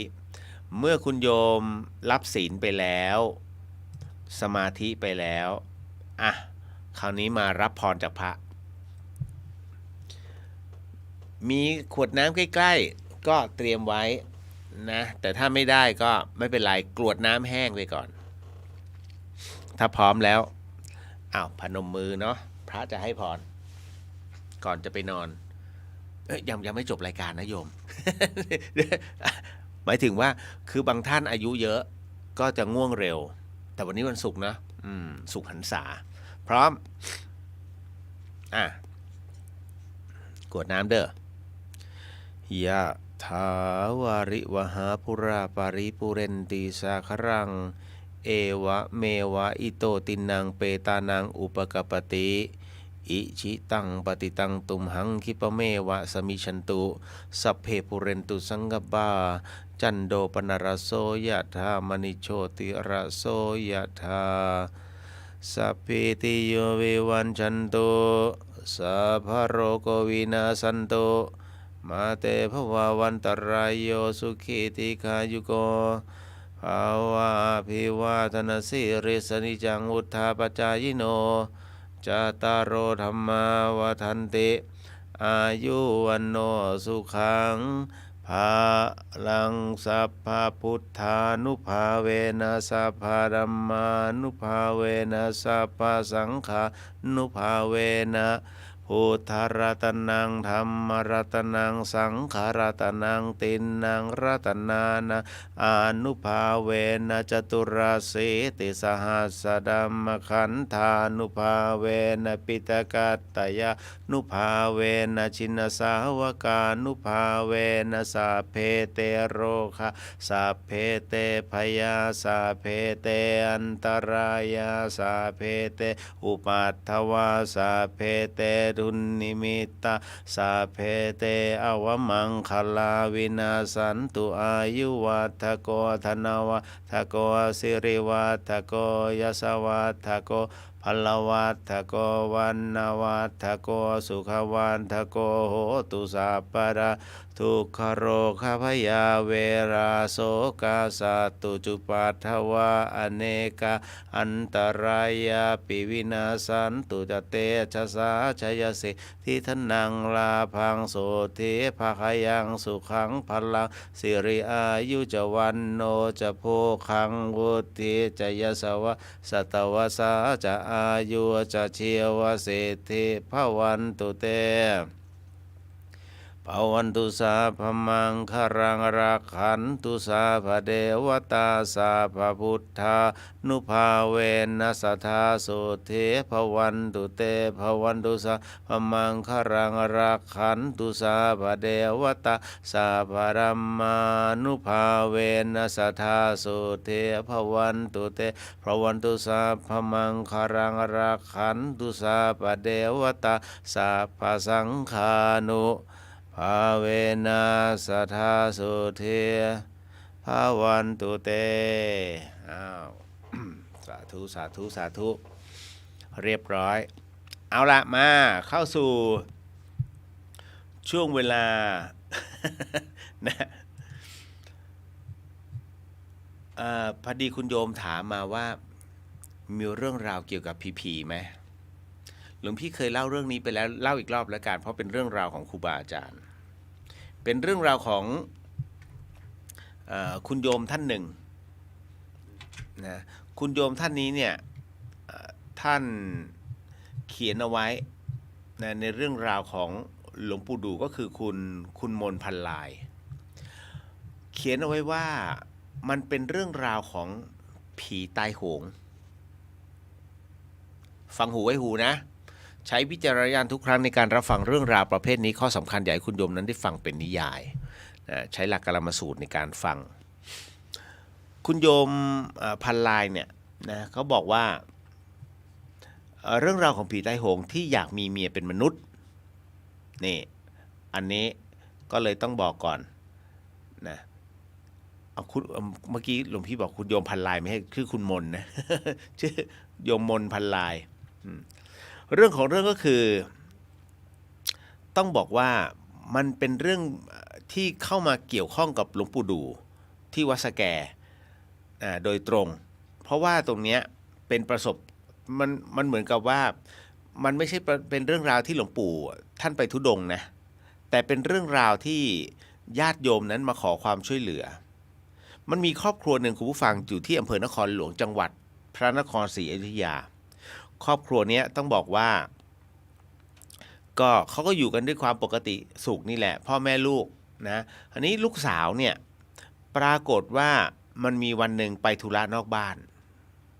พอกลับเข้าบ้านมาปรากฏว่าล้มฟุบลงไปการล้มฟุบลงไปของลูกสาวทำให้ทุกคนเนี่ยตกใจมากเพราะว่าหมดสติไปกระทันหันทั้งพ่อแม่ทั้งญาติพี่น้องเนี่ยตกใจกันหมดก็เข้าไปช่วยปฐมพยาบาลกันพอลูกสาวคนนี้ฟื้นขึ้นมาก็ปรากฏว่าลักษณะมันผิดแปลกไปจากคนเดิม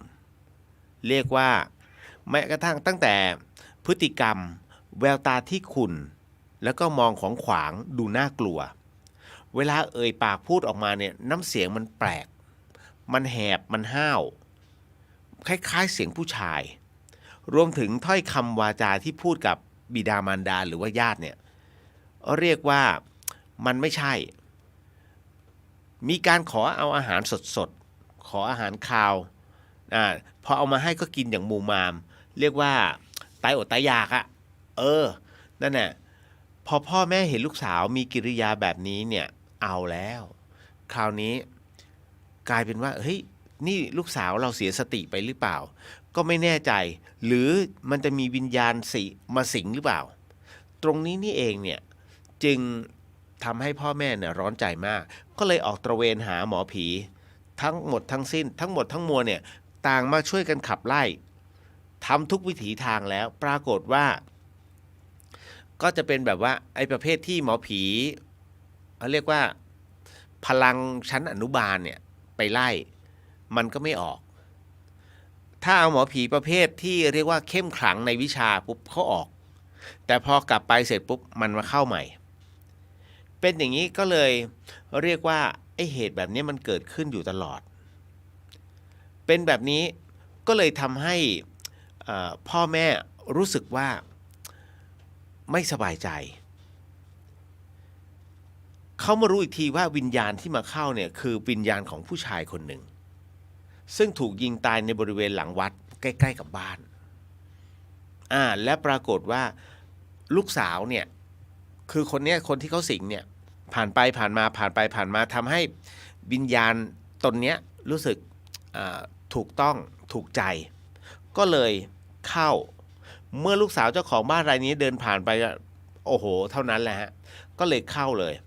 คราวนี้พ่อแม่พี่น้องก็ตกใจแล้วเพราะผีตายโหงเนี่ยมาเข้าสิงแล้วถึงขั้นลูกสาวของตนเนี่ยจะเอาลูกสาวตนไปเป็นเมียคือเสียงเนี่ยบอกเลยจะเอาไปเป็นเมียก็เท่ากับวิญญาณร้ายนั้นมีเจตนาจะทำให้ถึงตายผู้เป็นพ่อเป็นแม่ก็พยายามจะพูดอ้อนวอนขอนะแต่ว่าไอ้เจ้าวิญญาณผีตายโหงตรงเนี้ยที่มาสิงลูกสาวเนี่ยก็ต้องบอกว่ามันไม่ยอมและวิญญาณผีตายโหงก็ไม่สนใจต่างๆนานามันก็ยังยืนการตามความประสงค์ว่าไม่เปลี่ยนแปลงจะเอาเป็นเมียให้ได้พ่อแม่หญิงสาวก็เที่ยวตะเวนหาหมอผีหมอไสยเวทอาคมเข้มขลังมาขับไล่ก็เหมือนเดิมลูกสาวเนี่ยจะหนีไปไหนก็ไม่สามารถหนีไปได้มันก็จะมีเป็นช่วงๆที่พอออกไปเนี่ยพยายามจะหนีก็ไม่ได้มันก็กลับมาเข้าหมอต้องบอกว่าหมอผีบางคนเนี่ยถึงกับท้อใจเป็นแบบนี้ตลอดทำให้น่าเวทนามากกับสาวเคราะห์ร้ายผู้นี้คราวนี้ปรากฏว่าเธอเนี่ยไม่รู้จะทำยังไงแล้วสิงแบบนี้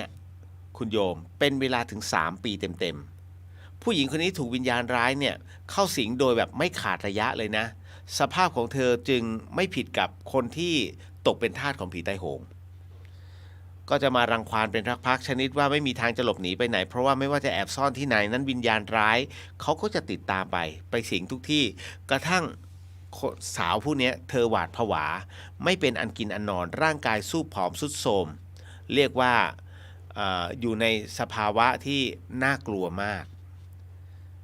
ผู้เป็นพ่อก็โกรธแค้นวิญญาณผู้นี้ถึงขนาดที่เรียกว่าขู่เลยว่าถ้าไม่ยอมออกก็จะยิงให้ตายไอ้ผีตอนนี้ก็เลยบอกก็ยิงสิถ้ายิงเนี่ยฆ่าไม่ตายแต่ลูกแกจะตายการที่วิญญาณผีตายโหงเข้ามาสิงลูกสาวอย่างต่อเนื่องเป็นระยะเวลานานแบบนี้โดยไม่มีอำนาจสิ่งศักดิ์สิทธิ์ใดๆมาขัดขวางมันได้เนี่ยอาจจะเป็นเพราะว่าวิบากกรรมของเธอกับวิญญาณของชายผู้ที่ถูกยิงตายเนี่ยมันมีกรรมที่เกี่ยวเนื่องเกี่ยวข้องกันตามวาระก็เรียกว่ามันถึงเวลาที่ต้องจะชดใช้ไงพอถึงณตรงเนี้ยมันสามารถที่จะเข้าไปได้จึงไม่สามารถสกัดกั้นหรือว่าหยุดยั้งได้แม้กระทั่งพระเครื่องเลยนะเนี่ยแหละที่เอาไปสวมก็ไม่สามารถป้องกันได้แต่ด้วยเหตุบางอย่างอาจเนื่องจากว่าวิญญาณผีตายโหงเนี่ยเพราะถูกผู้อื่นยิงตายสิ้นชีวิตกรรมมันตัดรอนก่อนอายุขัยจึงกลายเป็นเร่ร่อนเป็นผีเร่ร่อนเนี่ยประกอบกับจิตยังหลงมัวเมาในตัวกามตัณหาจึงมีความอยากในกิเลสราคะก็ไม่อาจจะแยกผิดชอบชั่วดีได้นั่นแหละครั้นความปรารถนาหญิงสาวเนี่ยคนนี้จึงเป็นที่พอใจพึงพอใจกับตนก็คือทำทุกวิถีทางนะก็นะตรงนี้เองคราวนี้ปรากฏว่าเมื่อการเวลาผ่านมาพอสมควรเนี่ยวาสนากรรมดีของผู้หญิงนี้ยังคงจะพอมีอยู่เขาบอกว่ามันคล้ายเป็นวาระที่จะหลุดพ้นจากวิญญาณร้ายพอดีมีคนรู้จักเนี่ยกับโยมพ่อของผู้หญิงคนนี้มาบอกว่าเอาอย่างนี้สิไปขอเมตตาจากพระเดชพระคุณหลวงปู่ดูวัดสแกหลวงปู่ดูพรหมวรรณโญเนี่ยที่วัดสแกซะลองดูเพราะท่านเนี่ยเป็นพระเถระที่มีจิตเรียกว่าพลังจิตสูงนะอาจจะช่วยได้พอผู้เป็นพ่อได้ยินแบบนั้นเนี่ยก็พอจะมีทางแล้วก็เลยพ่อเนี่ยก็เลยจะพาผู้หญิงเขาเรียกว่าวันที่ผู้เป็นพ่อหญิงสาวนั้น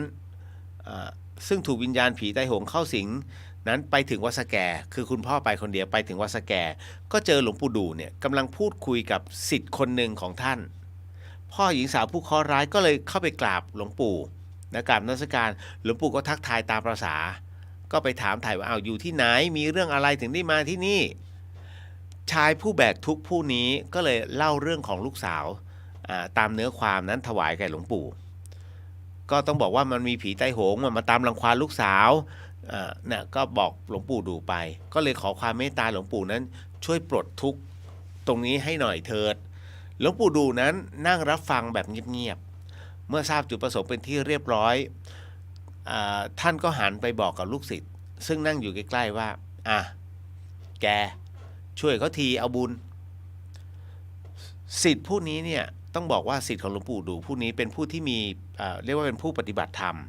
กระทำความเพียรทางจิตกับหลวงปู่มานานพอสมควรจนเป็นที่ไว้วางใจของหลวงปู่ก็พนมมือรับคำพ่อหญิงสาวนั้นก็รีบนมัสการแล้วก็เรียนถามหลวงปู่ว่าจะให้นำตัวลูกสาวมาที่วัดนี้ด้วยหรือเปล่า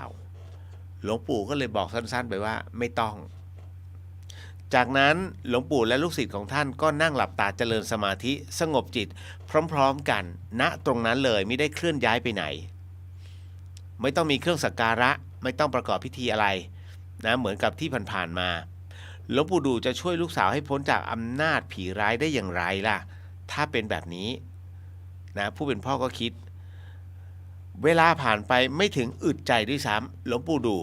ก็ลืมตาขึ้นมาแล้วก็พูดว่าก็บอกกับศิษย์ของท่านว่าเรียกผีมารับบุญหลวงปู่ทวดรับบุญค่าให้โมทนาซะจะได้ไปดีเป็นผีก็เอาไปก็จะไปให้ไปเอาเมียผีไม่ใช่มาเอาเมียคนรับบุญไปแล้วก็ได้เมียนางฟ้าเยอะแยะแล้วก็ดูด้วยว่าผีรับแล้วหรือยังศิษย์ของท่านก็เลยนั่งลงสงบนิ่งอยู่ในสมาธิคงจะติดต่อกับหลวงปู่ดูโดยจิตจากนั้นหลวงปู่ก็เลยกล่าวขึ้นว่ารับแล้วใช่ไหมไปเกิดซะเอาละหมดเรื่องพ่อของหญิงสาวนะซึ่งนั่งอยู่ตรงนั้นต้องบอกว่าหวั่นมากเพราะว่าลูกสาวตัวเองถูกสิงอยู่3 ปีเต็มแม้จะเคารพหลวงปู่ดูเพียงใดก็ยังลังเลและก็สงสัยในบารมีของหลวงปู่ว่าจะช่วยลูกสาวให้พ้นจากอำนาจของผีร้ายได้หรือเปล่าเพราะไม่เห็นท่านประกอบพิธีเชิญอะไรสักอย่างหนึ่งนะหรือจะมีความขลังเกิดขึ้นแต่อย่างใดอีกทั้งต้องบอกว่าลูกสาวนั้นก็อยู่ใกล้กับอำเภอนครหลวงอยู่แล้วซึ่งท่านไม่รู้ว่าบ้านเรือนตั้งอยู่ที่ไหนกิริยาอาการวิญญาณผีใต้โหงอะไรยังไงเนี่ยท่านก็ไม่รู้ด้วยซ้ำนะแล้วก็คนไหนเป็นลูกสาวท่านก็ไม่รู้แล้วอยู่ๆจะบอกว่าผีมันยอมแล้วเหรอ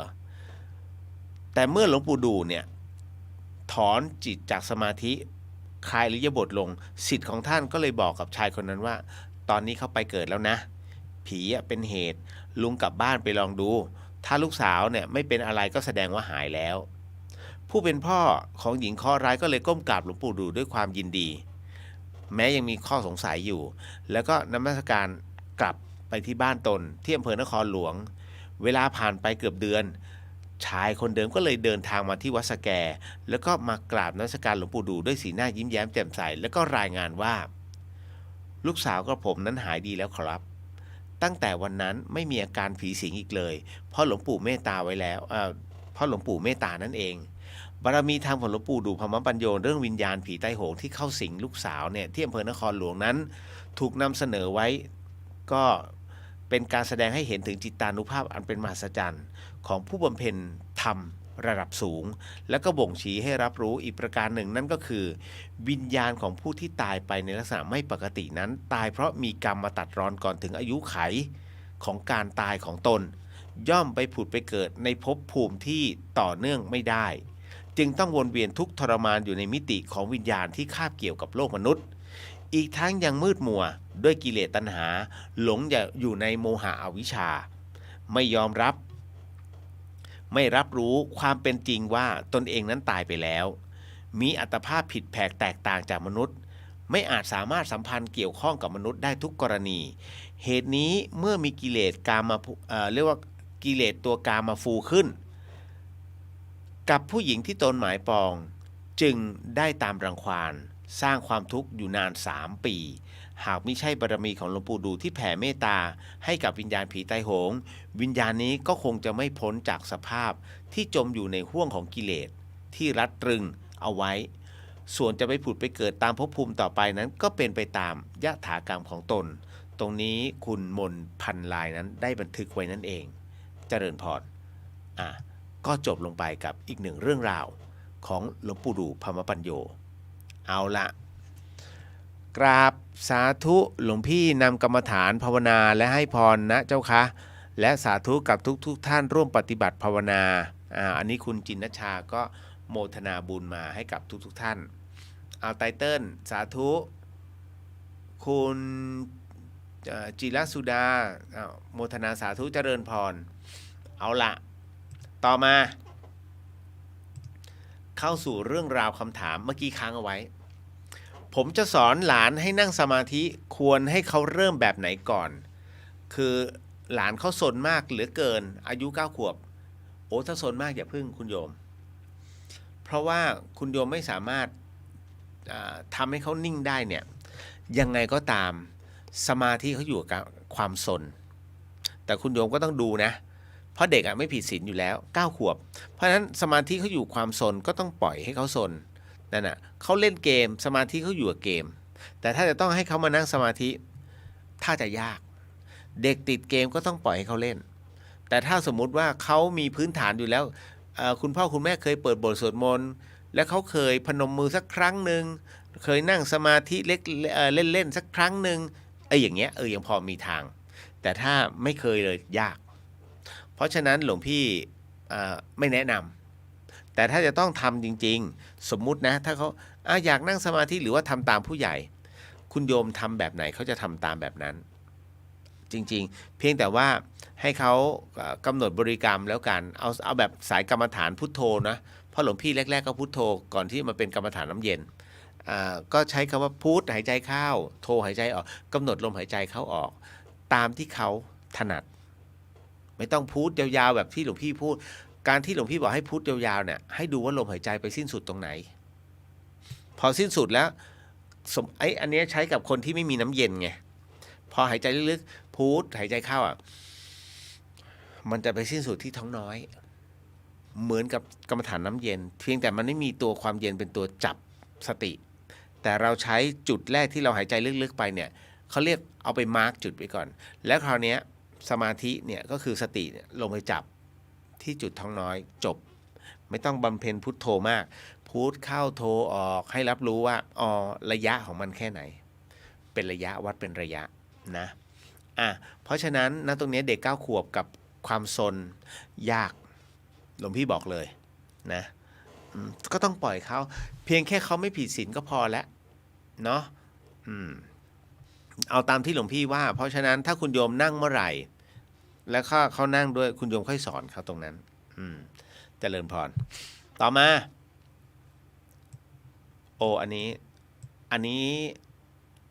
คล้ายๆเรื่องราวเมื่อกี้นะหลวงพี่คนถูกฆ่าแล้วฝังไว้เนี่ยเวลาเอาขึ้นมาเขาไม่ได้ทำพิธีอะไรเลยแบบนี้วิญญาณเขาจะมาถึงวัดไหมครับหลวงพี่ตอบไม่ได้อยู่ในเครื่องแบบเดี๋ยวอวดอุตริ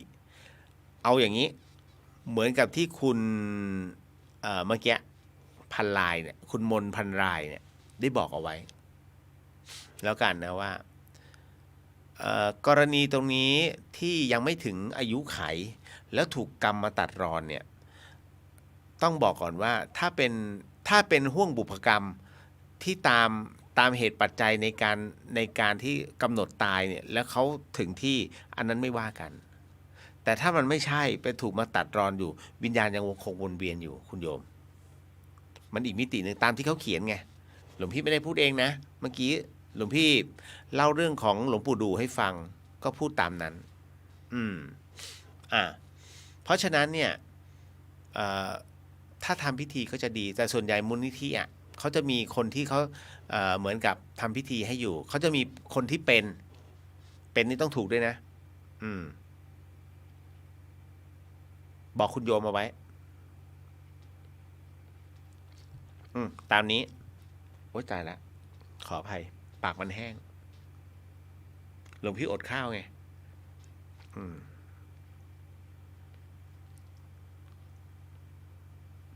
ต่อมาฮะ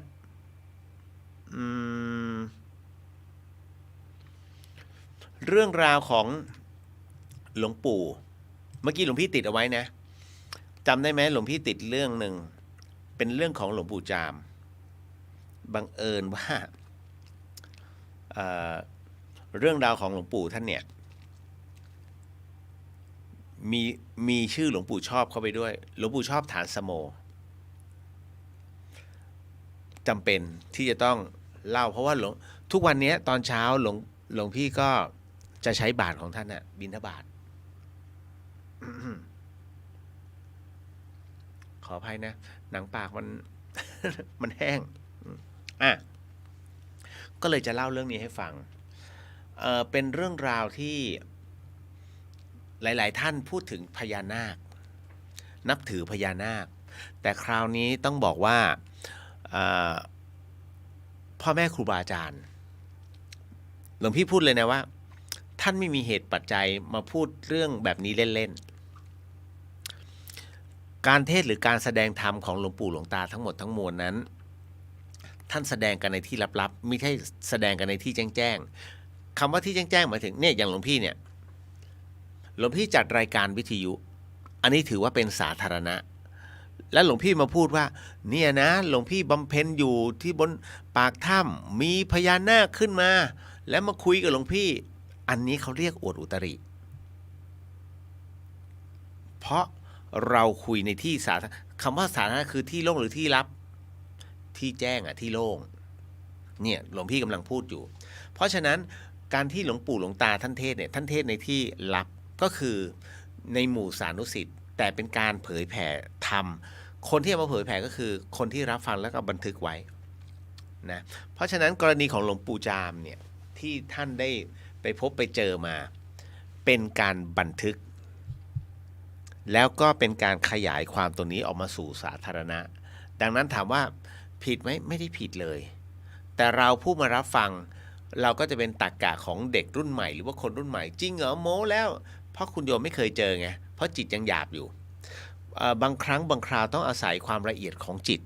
เข้ามาช่วยเพราะนั้นหลวงปู่หลวงตาท่านบำเพ็ญมาเป็น10 ปีอย่างหลวงพี่เลี้ยวเนี่ยถ้าบอกโอ้ยเนี่ยหลวงพี่ไปเจอพญาเดี๋ยวก่อนเพิ่งจะบวชได้2 อาทิตย์นี่นะจะเอาฤทธิ์มาจากไหนถูกไหมเพราะฉะนั้นเนี่ยมันแล้วแต่ตอนนี้หลวงพี่เห็นญาติโยมมาสอนทำใน TikTok กันบานเลยเอาง่ายๆก็ถือว่ามีวัตถุประสงค์ที่ดีมีวัตถุประสงค์ที่ดีในการสอนให้คนทุกคนเป็นคนดีแต่หลวงพี่อยากจะให้ไปอ่านนวโกวาทนะของหลวงปู่มั่นจำได้ไหม สอนผิดเนี่ยนะมันเหมือนกับว่าเรานั้นไปประกาศความชั่วไปทั่วจตุรทิศอบายมันเปิดถ้ารู้ต้องรู้ให้จริงหลวงพี่เองยังไม่กล้าเลยหลวงพี่เองเนี่ยฝักใฝ่เรื่องราวแบบนี้มาตลอดระยะเวลา10 กว่าปีจริงจังกับมันมากนะสืบค้นเพียงแต่หลวงพี่ไม่ใช่พระสวดหลวงพี่เป็นพระปฏิบัติเพราะฉะนั้นสวดไม่เก่งสู้รูปอื่นที่ไปเจริญพุทธมนต์ไม่ได้แต่ถ้าในส่วนของสมาธิถ้าในสมัยฆราวาสเราชอบเล่นฤทธิ์เนาะหลวงพี่ก็ไม่แพ้ใครเหมือนกันก็ต้องบอกอย่างนั้นเพราะว่าเราชอบไงและพอชอบอย่างที่บอกว่าเราทำอะไรถ้าเรารักเนี่ยเราจะมีความสุขกับมันเราจึงมีความสุขตรงนั้นในการที่เราปฏิบัติแต่เราปฏิบัติในสายแบบอีกสายหนึ่งไม่ใช่สายแบบโอ้ยต้องมานั่งสวดไม่หลวงพี่เป็นคนที่จำยากคล้ายๆหลวงพี่ภาสกรแต่ว่าอันนี้บาลีไงแต่เราสมาธิมันน่าจะง่ายเราก็นั่งสมาธิแค่นั้นเลยแค่นั้นจริงๆนะเพราะฉะนั้นคำถามหลวงพี่กับครูบาอาจารย์จึงเป็นเรื่องสมาธิไม่มีเรื่องสวดมนต์นะหรือว่าในเรื่องของการปลุกเสกไม่ เพราะท้ายที่สุดปลุกเสกต้องอาศัยกำลังสมาธิไม่ใช่อาศัยกำลังสวดมนต์นี่แหละเพราะฉะนั้นก็เลยต้องบอกว่าอาหารโซเชียลเนี่ยเยอะก็ต้องปล่อยท่านแต่ต้องบอกว่าระวังด้วยนะบอกแล้วสอนผิดเนี่ยเหมือนไปประกาศความชั่วไปทั่วจตุรทิศหมายถึง4ทิศนั่นคือเป็นการสอนผิดแล้วคนทำตามเนี่ยแล้วทำตามแบบผิดเชื่อแบบผิดนะในเรื่องของพระนิพพานอะไรพวกเนี้ยระวังด้วยเพราะฉะนั้นเนี่ยหลวงพี่เตือนด้วยความหวังดีถ้านิพพานน่ะฝึกง่ายๆนะคุณโยมบรรลุทั้งโลกมันไม่ได้ง่ายๆแค่หลับตาปุ๊บแล้วจิตยังถอนเลยไม่ได้เรียบร้อยแล้วมันก็ต้องฝึกกันใหม่หลวงพี่เห็นใน TikTok เนี่ย3-4 คนแล้วนะพูดถึงในเรื่องนิพพานไปง่ายมากนี่นู่นนั่นตราบใดที่ท่านยังอยู่กับโซเชียลไม่ใช่นี่คือการปฏิบัติเนี่ยบอกแล้วว่าศาสนาพุทธเหมือนเป็นศาสนาที่เห็นแก่ตัวเพราะฉะนั้นถ้าอยากรู้ต้องฝ่ายเอาไม่ใช่ออกโซเชียลใครที่อยากจะรู้เนี่ยเขาต้องไปหาถึงที่แล้วก็ต้องขอนั่นแหละใช่พระนิพพานไม่ใช่สูตรอาหารที่โยมจะมาบอกกันปุ๊บแล้วทำปุ๊บสำเร็จเลยไม่ใช่ลูกชิ้นปิ้งนะอันนี้ก็เลยหลวงพี่ก็เลยเตือนไว้ก่อนมาเข้าสู่เรื่องราวของหลวงปู่จามซึ่งต้องบอกก่อนต้องขออนุญาตพ่อแม่ครูอาจารย์หากกระผมผู้ถ่ายทอดนั้นถ่ายทอดผิดพลาดไปก็ต้องขอโอโหสิมิได้มีเจตนาผมได้เล่าเรื่องตามบันทึกที่มีผู้บันทึกเกี่ยวกับหลวงปู่เอาไว้สาธุครับขออนุญาตและของกราบครูบาอาจารย์เป็นที่เรียบร้อย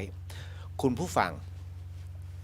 สิ่งที่หลวงพี่กำลังจะเล่าต่อไปนี้นั้นเป็นเรื่องที่เกิดขึ้นและมีบันทึกของหลวงปู่จามเอาไว้นะเป็นบันทึกที่เกี่ยวข้องกับหลวงปู่จามมหาปุญโญตรงนี้นี่เองเนี่ยคนที่บันทึกบอกว่าหลวงปู่ท่านเล่าว่าเมื่อย้อนกลับขึ้นไปในช่วงที่ท่านไปเจริญภาวนาอยู่ที่ถ้ำพระที่เชียงรายอยู่ริมน้ำตกต้องบอกว่าไปอยู่แล้วเนี่ยณสถานที่ตรงนั้นเนี่ยมันก็ดีนะภาวนาอย่างไรมันก็ดีนะแต่ภาวนาอย่างไรเนี่ยทำเท่าไหร่มันก็ไม่สงบพิจารณาอะไรแล้วก็ตรวจตราดูศีลดูข้อวัดของตนแล้วเนี่ยมันก็ไม่มีอะไรพร่องไม่มีอะไรสักอย่างหนึ่งหลวงปู่จามก็เลยบอกว่าเราก็ว่าไปตามภาษาบ้าท่านบอกงี้เราก็ว่าไปตามภาษาบ้าของเราว่า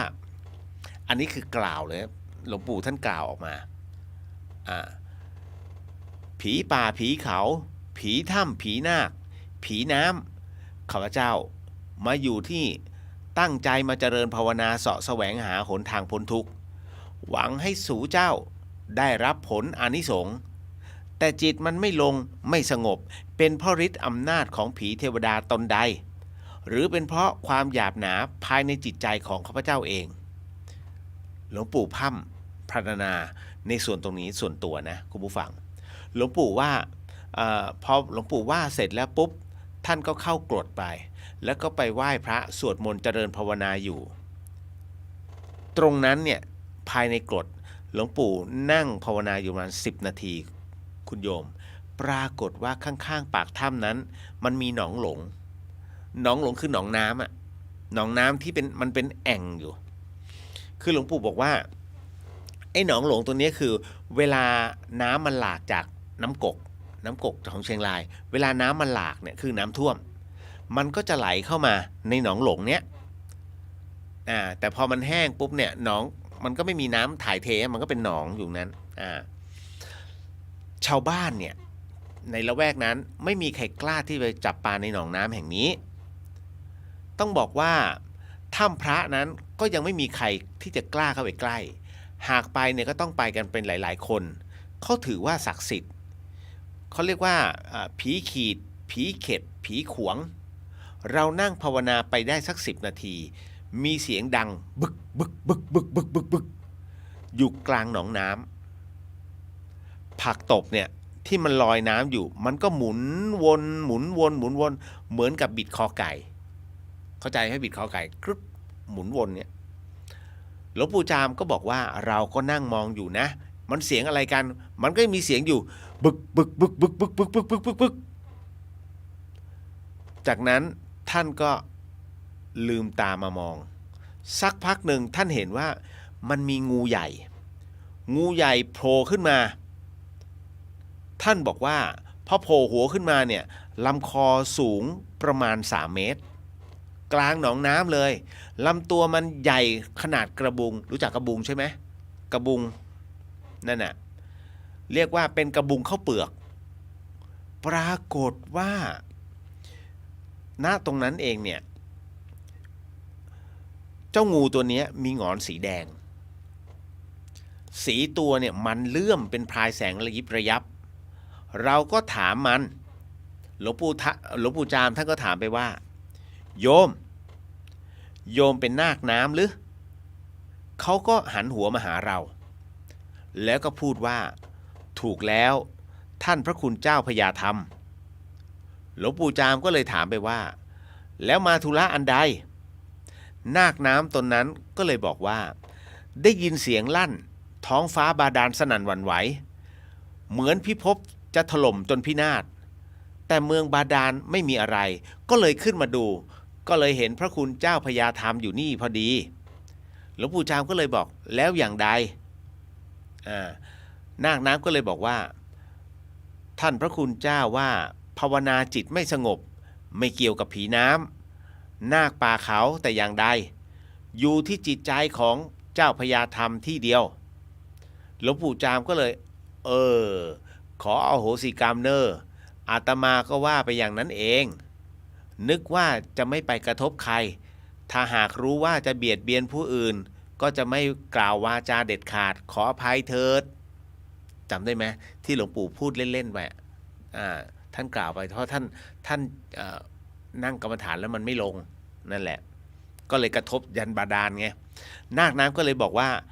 พระคุณเจ้าผู้พญาธรรมมาอยู่บริเวณนี้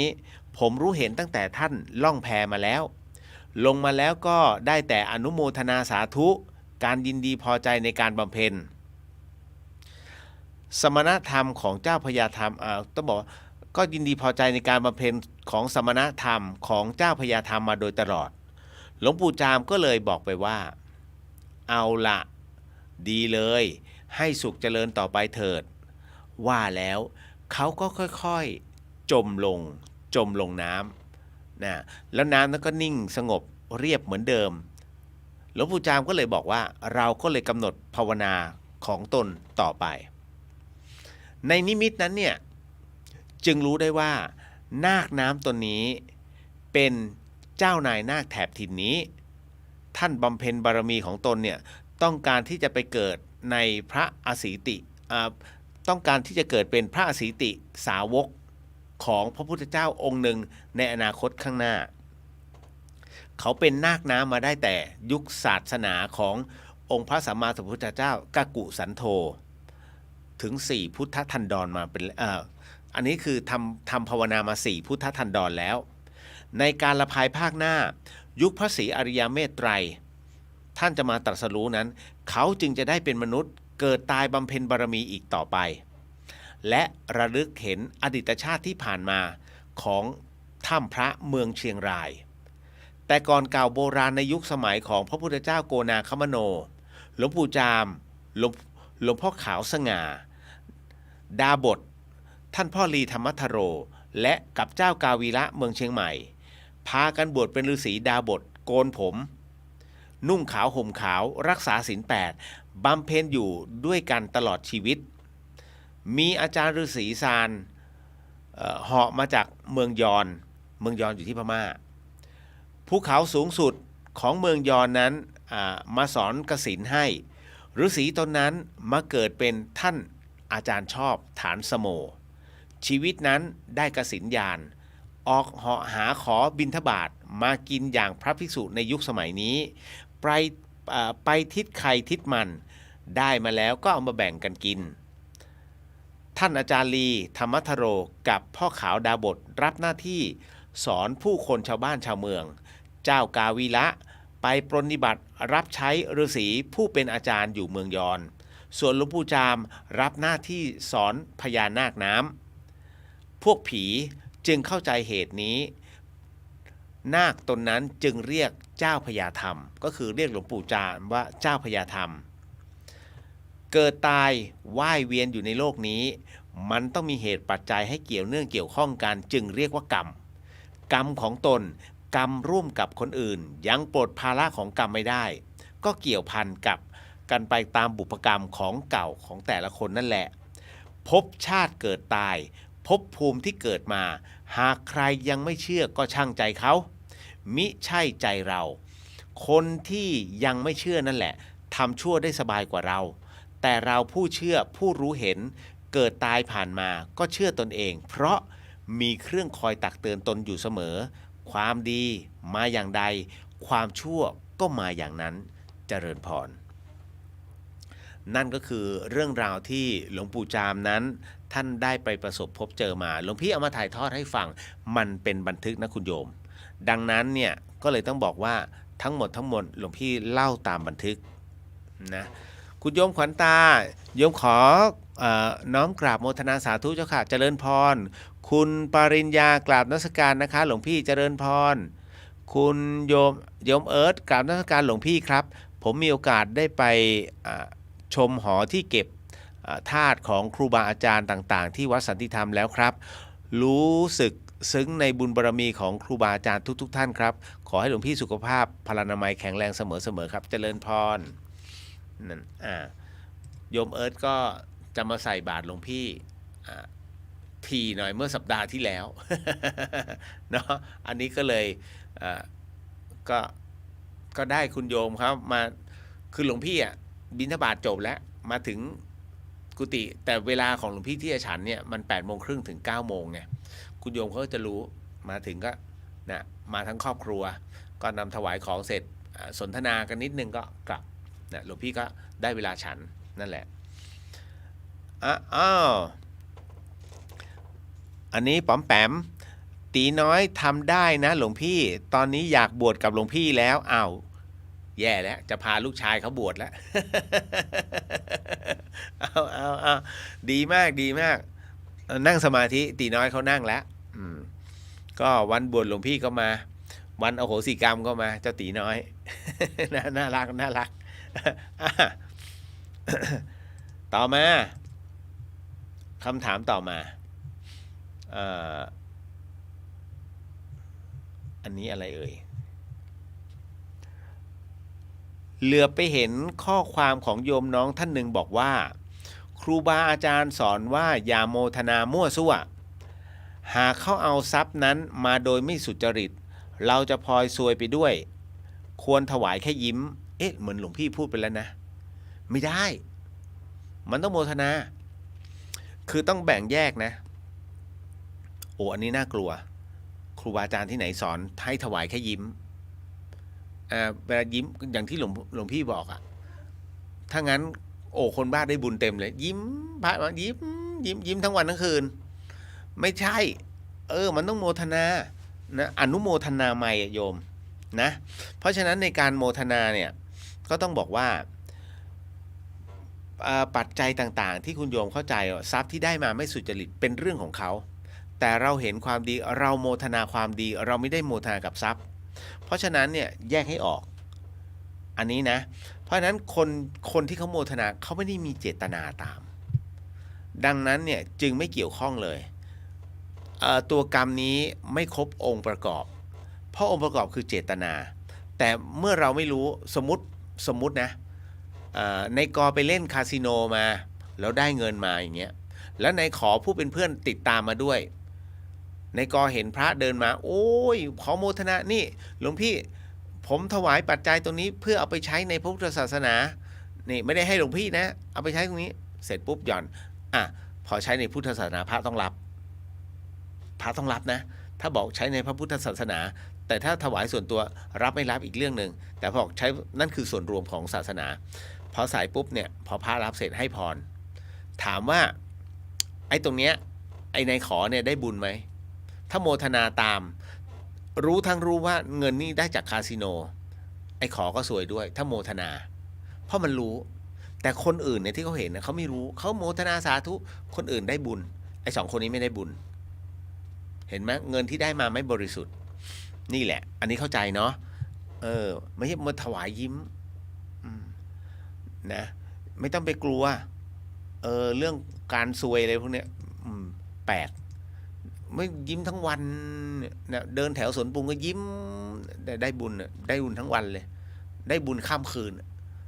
นะสรุปไอ้กล้ามเนื้อส่วนนี้เขาไม่ทำงานแล้วดูเหมือนยิ้ม นะหลวงพี่เจ้าคะเราอะไรเนี่ยเราจะการพูดผีปีศาจด้วยบทสวดมนต์ได้จริงหรือไม่เคยลองไหมหลวงพี่ก็แค่สวดมนต์ทำวัดนะบูชาพระรัตนตรัยนั่นแหละแล้วก็พุทโธพุทโธแค่นั้นเลยนะ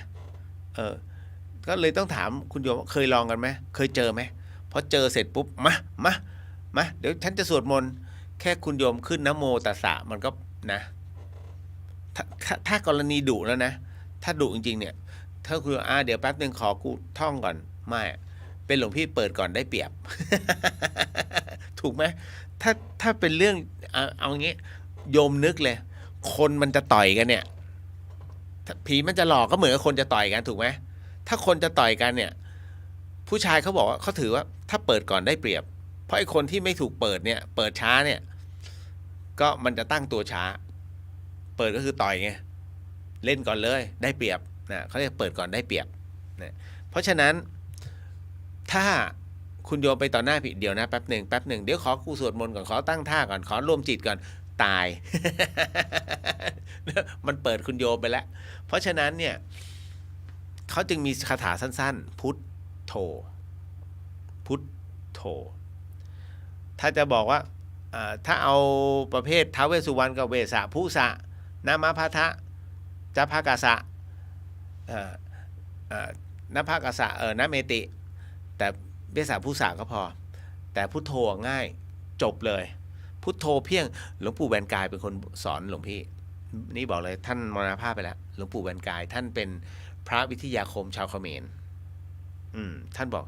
ไม่มีอะไรดีไปกว่าพุทโธแค่นั้นเลยไม่งั้นก็อิติปิโสภควานะอะระหังสัมมานะนะโมพุทธายะปัตตวีคงค่าโอ้ตายกว่าจะพูดจบนะก็ให้รับรู้แล้วกันใช้เป็นการให้ใช้พุทโธน่ะง่ายสุดนะคุณโยมเอาละหลวงพี่ก็ใช้อย่างนี้ตลอดนะยกเว้นการอธิษฐานอะไรบางอย่างเนี่ยอันนี้ต้องใช้กำลังเต็มที่ไม่สามารถหลวงพี่เจ้าคะทำบุญแบบไหนถึงได้บุญเยอะทำแบบที่โยมเข้าใจได้บุญเยอะเอาจริงๆจะทำแบบไหนคุณโยมหลวงพี่พูดหลายรอบในเรื่องของการทำบุญนะถ้าทำบุญแล้วใจเป็นสุขนะอันนี้คือบุญเต็มร้อยมีใช่ไหมนั่นคือการทำบุญคนเดียวแต่ถ้าคุณโยมทำบุญแล้วใจไม่เป็นสุขเพราะว่าดันมาเป็นหมู่คณะสมมติไป5 คนเงี้ย2 ใน 3 2 ใน 5เป็นคนที่ไม่เคยทำบุญเลยแล้วขี้สงสัยทำไม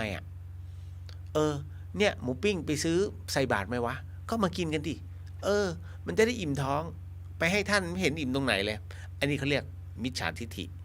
คือคิดเองเองแต่หารู้ไหมว่า3 คนที่เขาใส่บาตรเนี่ยตอนนี้จิตใจเขาสมบูรณ์แล้วเขายิ้มแล้วเขายิ้มข้างในเขาไม่ได้มายิ้มข้างนอกที่โยมบ่นคือโยมมายิ้มข้างนอกแต่ข้างในโยมไม่มีเขาเรียกใจดำนะเขาเรียกเป็นคนใจแคบแต่คนที่ใส่บาตรเขาเรียกใจใหญ่เพราะฉะนั้นอันเนี้ยมันทาบกันไม่ได้แต่พอตรงนี้เสร็จปุ๊บแล้วถามว่าไอ้3 คนเนี่ยจะมีความสุขไหมถ้าไอ้2 คนเนี่ยมัวแต่ถากถางไม่มีความสุขนะเสร็จปุ๊บต้องมาขุ่นมัวกับคำพูดของคน2 คนดังนั้นถามว่าบุญตรงนี้เต็มเปี่ยมไหมตอนแรกที่ใส่พระให้พรเรียบร้อยเต็มเปี่ยมแล้วแต่พอเอาเข้าจริงๆเจอ2 คนนี้เข้าไปก็เป๋สิจิตมันไม่เต็มร้อยแถมจะติดลบด้วยถ้าสมมติปล่อยให้2 คนเนี่ยเข้าใจผิด คุณโยมต้องอธิบายถ้าอยากได้บุญฟรีคุณโยมต้องอธิบายเขาเรียกบุญฟรีทวีคูณเขาเรียกเป็นช่วงโปรโมชั่นนั่นคือคุณโยมกำลังจะเป็นกัลยาณมิตรที่ดีนั่นคือการทำให้ไอ้คนสองคนที่มันไม่เข้าใจเนี่ยเข้าใจเฮ้ยเคยให้ใครหรือเปล่าเนี่ยสมมุติเนี่ยถ้าเธอไม่มีเงินเนี่ยฉันเอา20 บาทให้เธอเนี่ยฉันสุขใจแล้วเธอแหละดีใจไหมที่ได้20 บาททำไมฉันต้องรับฉันรวยอยู่แล้วอันนี้หลงตัวถ้าโยมเป็นอันนี้โยมหลงตัวก็ต้องบอกว่าคราวนี้ต้องอธิบายเป็นหลักการคุณโยมก็เลยต้องบอกก่อนว่าการที่พระท่านมาเนี่ยแล้วฉันใส่บาตรนั่นคือฉันมีความสุขที่ฉันรู้จักสละออกเธอมีความสุขเหรออย่างนี้เธอลองหรือยังเพราะฉะนั้นที่พระท่านมาเนี่ยท่านไม่ได้มาหวังที่วัดท่านก็มีกินแต่ท่านกำลังวัดใจพวกเราอยู่ว่าเราเนี่ยคนใดที่รู้จักเสียสละไหมเพราะเรามีแล้วท่านดูสิท่านเดินถอดรองเท้ามาแกคิดว่าท่านเจ็บไหมถ้าแกคิดว่าท่านไม่เจ็บแกลองถอดรองเท้าเดินแล้วแกคิดว่าท่านหนักไหมนี่แหละแล้วทำไมท่านยังต้องเดินไกลด้วยท่านกำลังให้เราทุกท่านน่ะได้ทำบารมีเป็นทานบารมีรู้จักสละออกเห็นไหมพอพูดตรงนี้แล้วเอาเหรอเริ่มเข้าใจเริ่มสัมผัสได้ถ้าเขาเริ่มเข้าใจถ้าเข้าใจแล้วฉันอยากให้เธอโมทนาตรงเนี้ยเธอกล่าวโมทนาสาธุเพราะฉะนั้นเนี่ยบุญเธอก็ได้ที่ฉันทำไปเธอได้บุญนะ เพราะเธอไม่ทำเนี่ยเพราะเธอยังคล่องใจอยู่แต่ตอนนี้ถ้าเธอเข้าใจเธอโมทนาและถ้าเขาโมทนาคุณโยมไอ้ที่คุณโยมใส่บาตรไปคุณโยมได้คูณ2เพราะอะไรเพราะคุณโยมสามารถทำให้คนที่เขามองเป็นค่าเขาเรียกมองเป็นลบเนี่ยกลับมาเข้าใจอย่างมีคุณค่าคุณโยมได้บุญตรงนี้ด้วยมากเพราะฉะนั้นนะตรงนี้นี่เองเนี่ยถึงได้บอกว่าอันนี้คือบุญเต็มเปี่ยมเลยนะเพราะว่าอะไรเพราะสอนให้คนอื่นรู้ถึงบุญด้วยนี่บุญกิริยาวัตถุสุดยอดเลยตรงนี้อันนี้เขาเรียกได้2 ต่อนะเพราะฉะนั้นการทำบุญถามว่าอย่างที่หลวงพี่พูดการทำบุญยากไหมไม่ยากแต่ไม่ง่ายถ้าไม่ง่ายการที่ไม่ง่ายคือการนำคนหมู่มากเนี่ยไปทำบุญแล้วไม่เข้าใจพอไม่เข้าใจเสร็จปุ๊บมีการกระแนะกระเหนเกิดขึ้นแล้วอธิบายเท่าไหร่ก็ไม่ยอมเข้าใจโอ้โหอันนี้น่ากลัวเพราะว่าคุณโยมกำลังพาคนคนหนึ่งไปหมิ่นพระศาสนามันจะกลายเป็นลบทันทีติดลบทันทีเพราะฉะนั้นคุณโยมต้องทำความเข้าใจของคนที่ไปทำบุญก่อนว่าการไปทำบุญนั้นเราไปทำความดีเราไปทำเนี่ยด้วยใจอันบริสุทธิ์แต่ถ้ามีตำหนิกันเกิดขึ้นนิดนึงไอ้บุญตรงนั้นแล้วคุณไม่เคลียร์เราไม่เคลียร์ใจนะตรงนั้นเนี่ยติดลบทันทีนะมันจะซวยเอาเพราะฉะนั้นจะพาใครไปอธิบายให้เขาฟังก่อนให้เคลียร์ก่อนแล้วพอเคลียร์เสร็จปุ๊บแล้วพอไปเห็นการกระทำเนี้ยโมทนาไม่โมทนาค่อยอธิบายอีกทีหนึ่งแต่เราทำพอจบนั่นคือเคลียร์ก่อนมาเขาเรียกทะเลาะก่อนทำงานจบเลย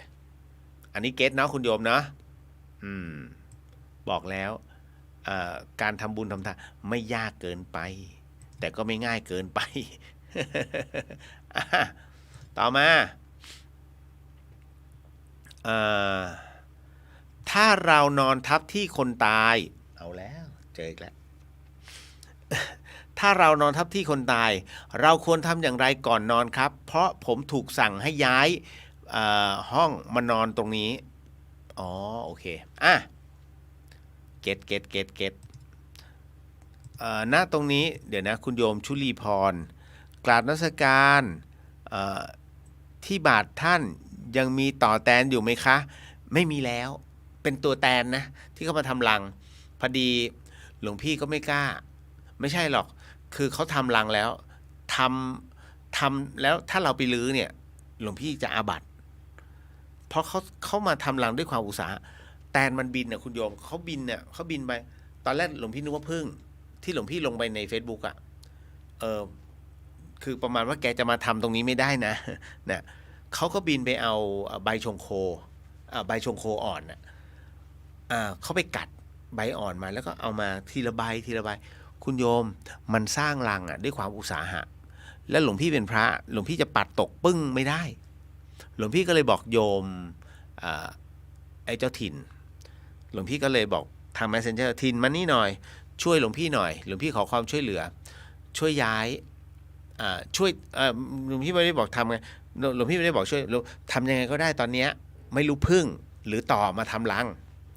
ก็ปรากฏว่าไอ้เจ้าถิ่นมามันก็โอ้ยหลวงพี่กลัวอะไรเนี่ย นั่นน่ะหลวงพี่เป็นพระหลวงพี่ทำอะไรไม่ได้เราทำอะไรก็ทำเถอะนั่นน่ะแต่หลวงพี่ก็แค่อยู่ในส่วนของหลวงพี่ไอ้เจ้าถิ่นก็จัดการ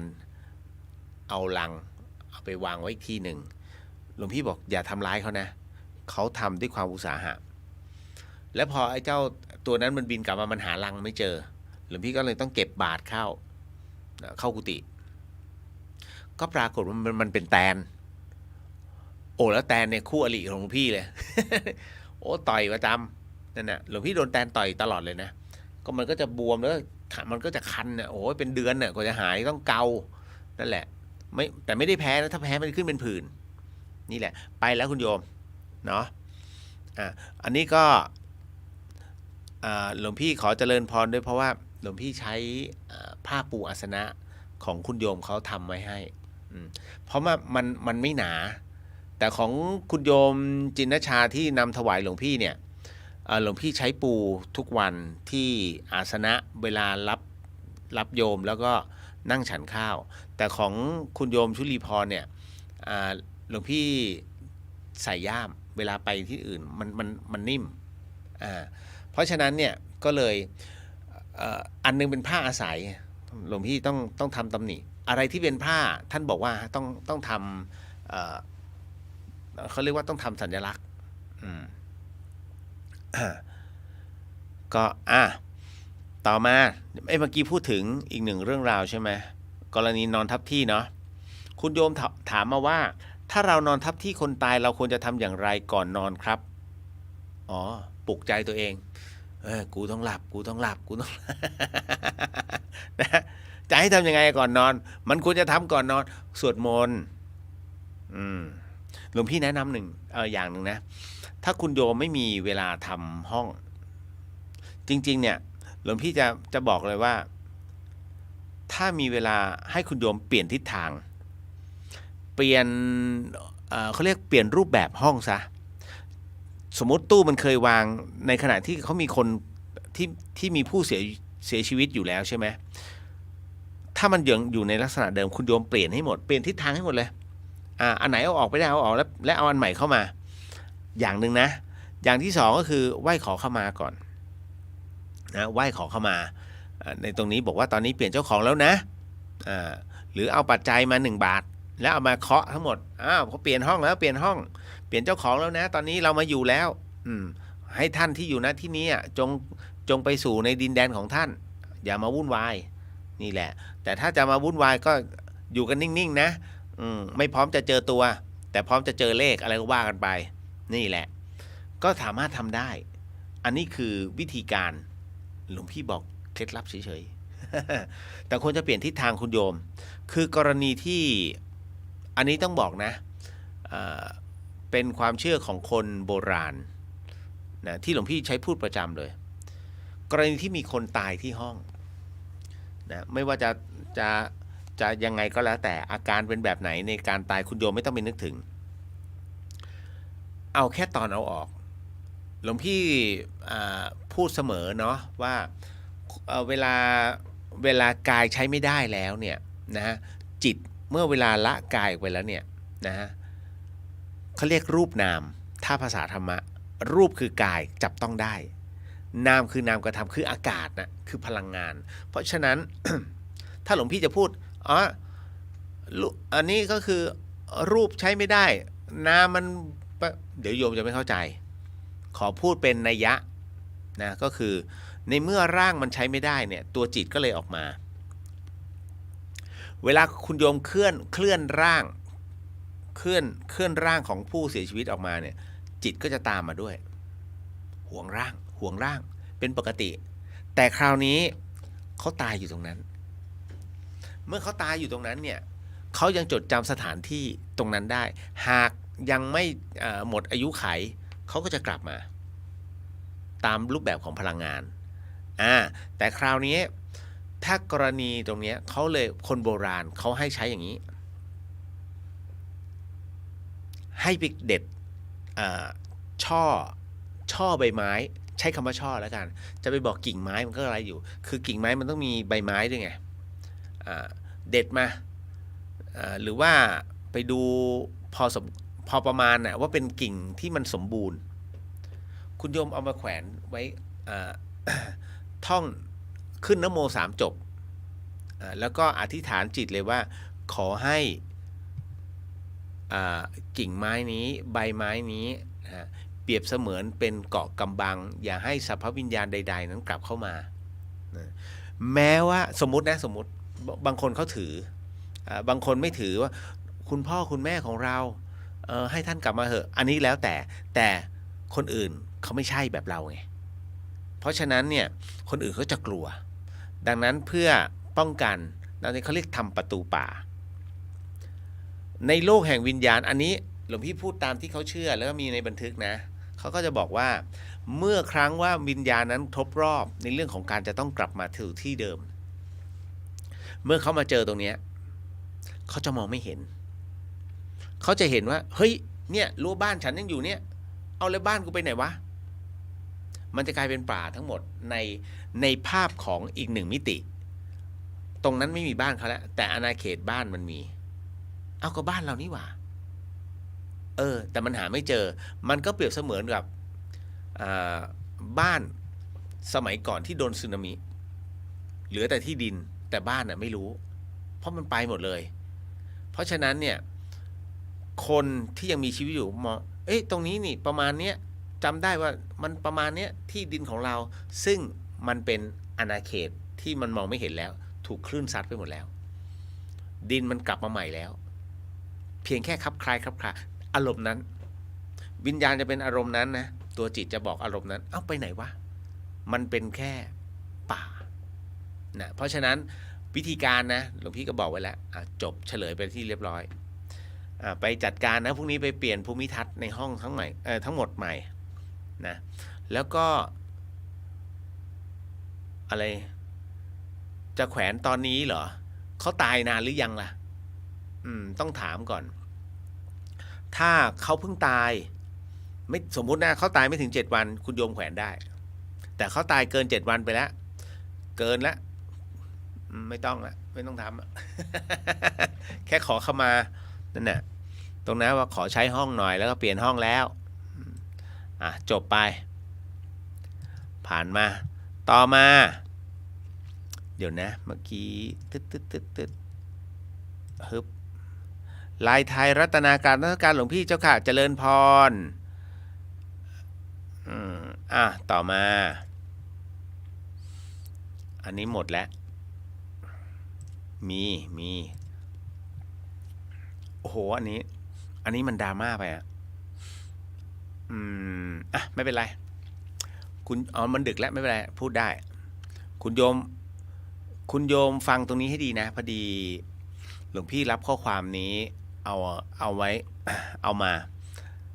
ก็ไม่เป็นไรพระก็ตอบได้ล่อแหลมนิดนึงนะหนูขายตัวเพื่อเลี้ยงครอบครัวตรงนี้หนูจะต้องรับกรรมแบบไหนคะหนูบาปมากนะคะหนูรู้ตัวแต่ถ้าไม่ทำก็ไม่มีกินไปสมัครงานเขาก็ไม่รับนี่ คุณโยมถามมาว่ากรรมแค่ไหนลำบากมากข้อนี้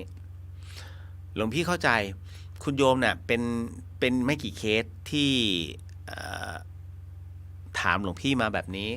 แล้วก็ประกอบอาชีพแบบนี้หลวงพี่จะตอบมาอยู่เรื่อยๆคือคุณโยมที่รับฟังอยู่เนี่ยหลวงพี่ต้องบอกนิดนึงนะคุณโยมต้องเข้าใจนิดนึงว่าคนเราเนี่ยมันเมื่อมันหมดหนทางจริงๆกรรมมันบีบคิดอะไรได้ก็ทำบางคนทำเพ เพราะเพื่อนชวนอันนี้หนักอันนี้กรรมหนักอันนี้ส่อถึงถ้าย้อนกลับไปในอดีตชาตินั้นตัวเองนั้นเป็นผู้ที่เชียร์จำได้ไหมที่หลวงพี่อ่านตามข้อธรรมตรงนั้นน่ะเป็นผู้ที่เชียร์แล้วก็เป็นผู้ที่ค้าเรื่องราวเหล่านี้พอมาชาตินี้จึงประกอบแบบนี้แต่กรณีของโยมที่ถามหลวงพี่มาเนี่ยนะนมัสการค่ะหลวงพี่เลียวเจริญพรอาจารย์เนาะ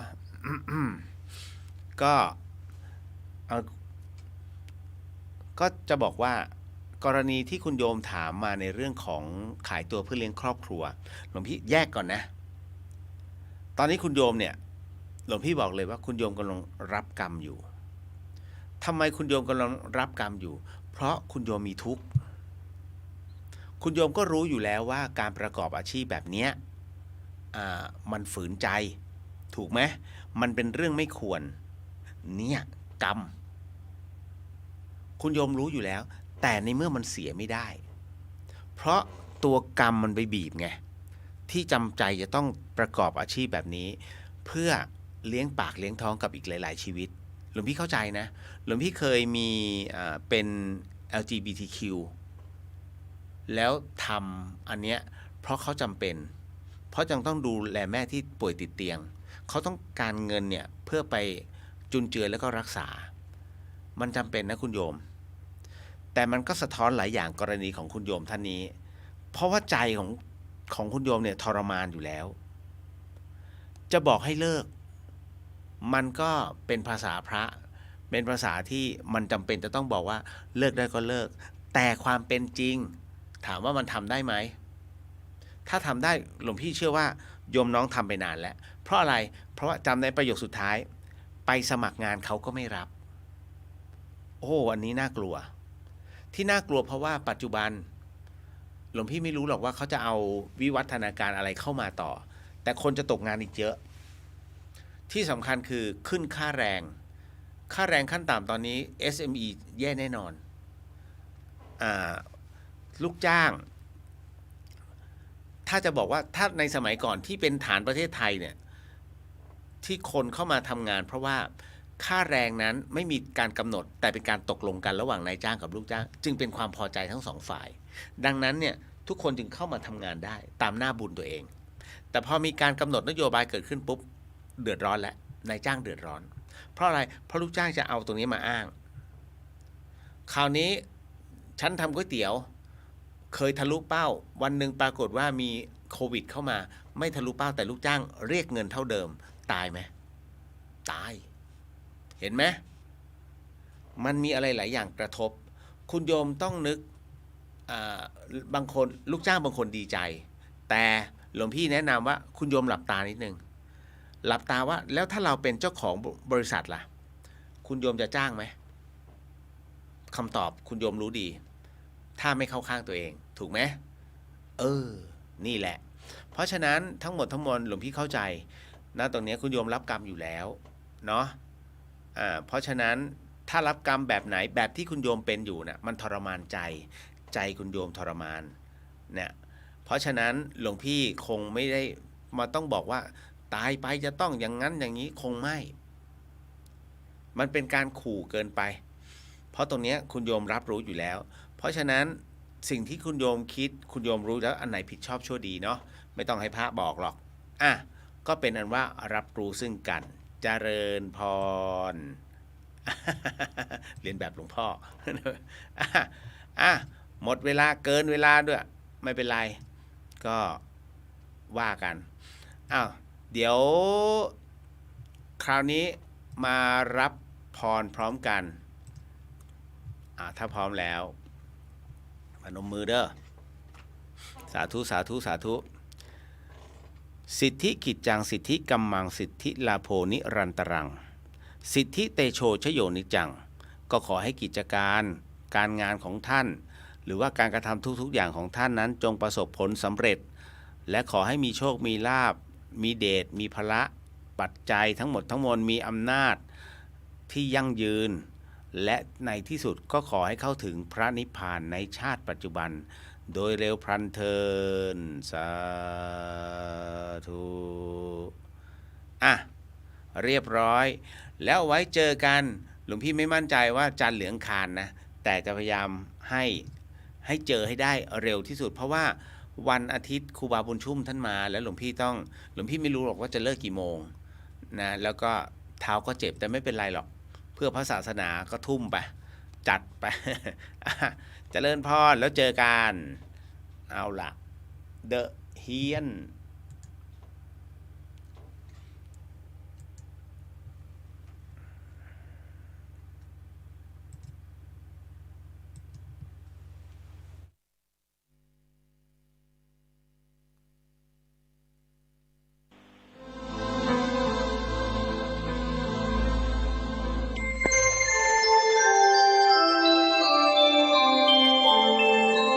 ขณะนี้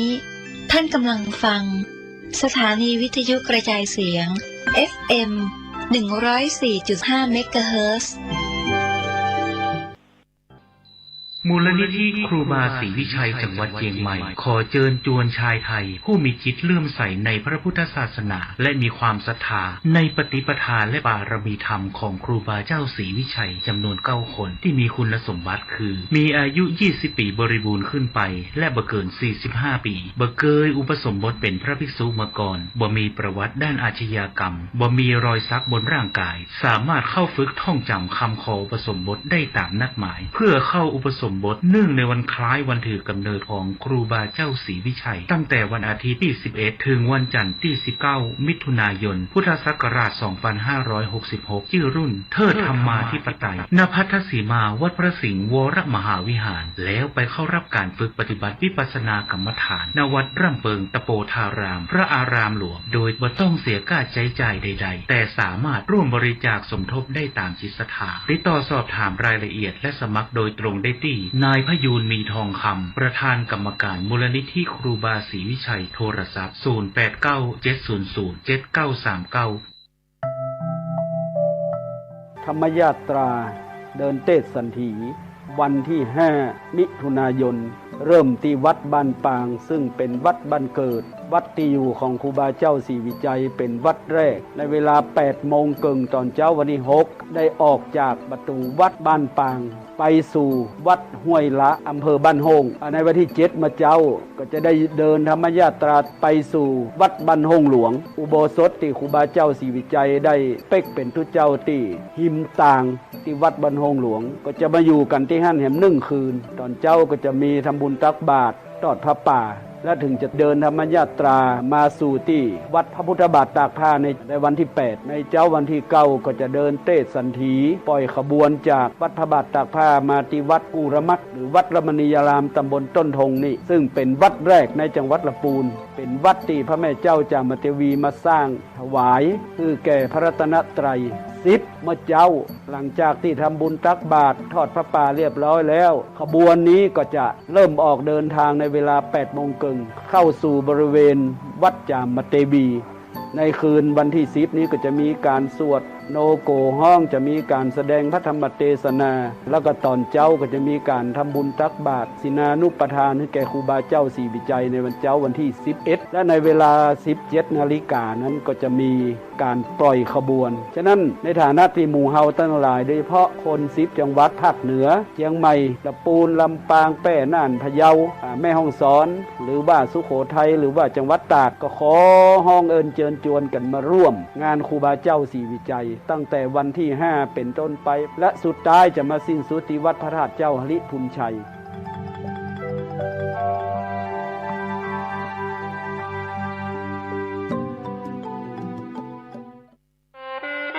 คณะสงฆ์ครูบาอาจารย์พระนักจัดรายการสถานีวิทยุพระนักเผยแพร่เจ้าหน้าที่ผู้จัดรายการเครือข่ายสถานีวิทยุคลื่นสีขาวเพื่อชาวประชาขอเชิญพุทธศาสนิกชนนักศิลป์นักบุญทุกท่านร่วมทำบุญหล่อเทียนพรรษาประจำปี 2566 เพื่อสมทบทุนโรงเรียนทุ่งโป่งตำบลเมืองปานอำเภอเมืองปานจังหวัดลำปางและสถานีวิทยุเพื่อการศึกษาวิทยาลัยสงฆ์นครลำปาง FM 106.50 เมกะเฮิรตซ์ร่วมทำบุญไถ่ ผ่นเทียนธรรมจักรแผ่นละ20 บาทรอเทียนพรรษาถวายวัดพระบาทอุดมตำบลเวียงอำเภอฝางจังหวัดเชียงใหม่หรือร่วมทำบุญตามกำลังศรัทธารอเทียนพรรษาจำนวน9 เล่มและถวายเทียนพรรษา15 หัววัดวันที่15 กรกฎาคม 2566 เวลา 8:30 นาทีถึง 17 นาฬิกาณวัดตุงโป่งตำบลเมืองปานอำเภอเมืองปานจังหวัดลำปางเดินทางไปร่วมบุญถวายเทียนพรรษาในพื้นที่อำเภอฝางจังหวัดเชียงใหม่ณวัดพระบาทอุดมอำเภอฝางจังหวัดเชียงใหม่วันที่13 สิงหาคม 2566 เวลา 14 นาฬิกาสามารถร่วมทำบุญได้ที่ธนาคารกรุงไทยชื่อบัญชีโครงการพัฒนาการศึกษาโรงเรียนขนาดเล็กอำเภอเมืองปานจังหวัดลำปางหมายเลขบัญชี 536-303-4255ศาสนาสำหรับชาติเราศาสนาในสมัยนี้เป็นของที่แยกจากชาติไม่ได้เป็นความจำเป็นที่เราทั้งหลายผู้เป็นไทยจะต้องมั่นคงอยู่ในศาสนาพระพุทธซึ่งเป็นศาสนาสำหรับชาติเราพระพุทธศาสนาก็ดีหรือศาสนาใดก็ดีที่ตั้งมั่นอยู่ได้ก็ด้วยความมั่นคงของผู้เลื่อมใสตั้งใจที่จะรักษาและข้าพเจ้าพูดทั้งนี้ก็เพื่อชักชวนท่านทั้งหลายอย่างเป็นเพื่อนไทยและเพื่อนพุทธศาสนิกชนด้วยกันทั้งนั้นเพื่อความมั่นคงแห่งพระพุทธศาสนาข้าพเจ้ารู้สึกว่าได้ทำหน้าที่สมควรแก่อุปถัมภ์พระพุทธศาสนา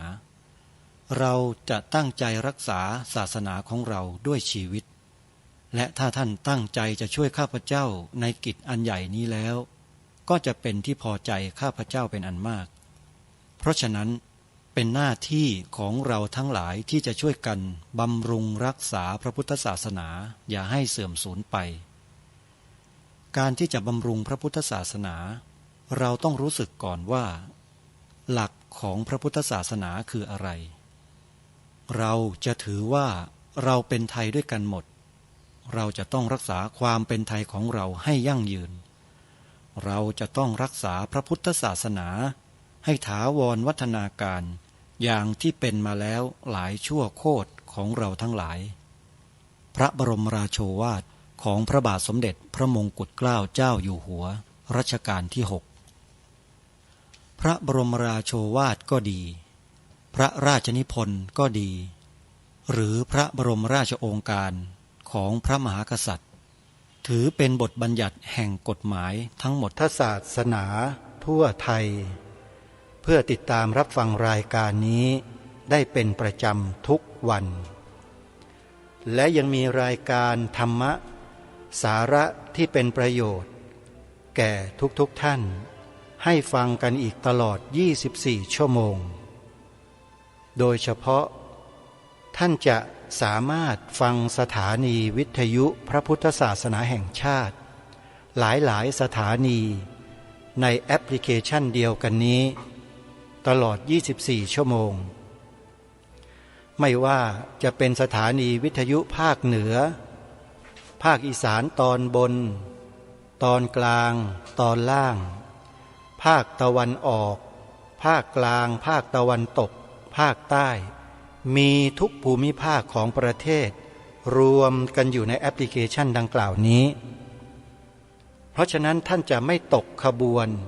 แห่งข่าวสารข้อมูลงานบุญกุศลประเพณีของแต่ละท้องถิ่นถ้าท่านมีแอปพลิเคชันนี้ไว้ในโทรศัพท์ของท่านใครที่บอกให้ผู้อื่นดาวน์โหลดผู้นั้นได้บุญจึงขอเรียนเชิญเจริญพรสาธุชนช่วยกันบอกต่อช่วยกันเผยแพร่กระจายข้อมูลข่าวสารให้พี่น้องคนไทยของเราได้รับสิ่งที่ดีนี้โดยทั่วถึงกันอนุโมทนาสาธุรายการคดีโลกคดีธรรมขอบอกบุญญาติโยมในตอนต้นรายการสักนิดหนึ่งโยมบอกปีละ1 ครั้งเกี่ยวกับการทำประกันรถยนต์มีโยมถวายรถยนต์มาให้ใช้แต่ ต้องเสียค่าประกันค่า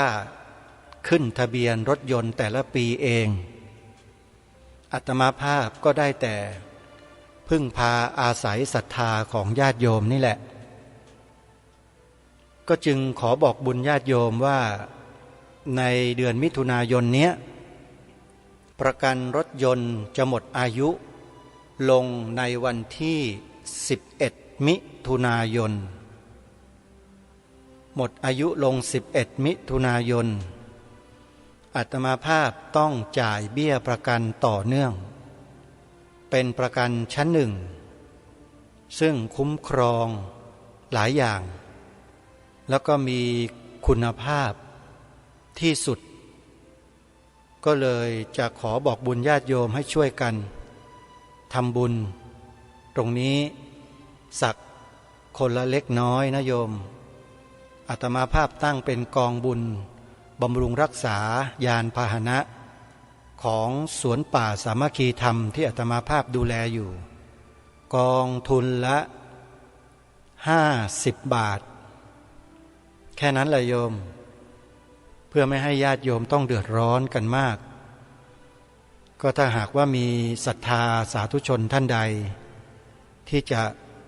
ร่วมสนับสนุนส่งเสริมรายการคดีโลกคดีธรรมให้ได้ทำหน้าที่ต่อเนื่องก็ขอเชิญโยมได้ร่วมบุญกันท่านสามารถโอนปัจจัยเข้ามาสนับสนุนงานดังกล่าวได้ที่บัญชีธนาคารไทยพาณิชย์เลขบัญชี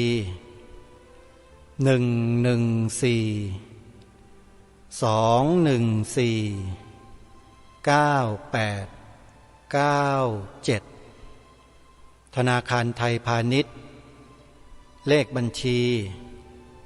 114-214-9897ชื่อบัญชี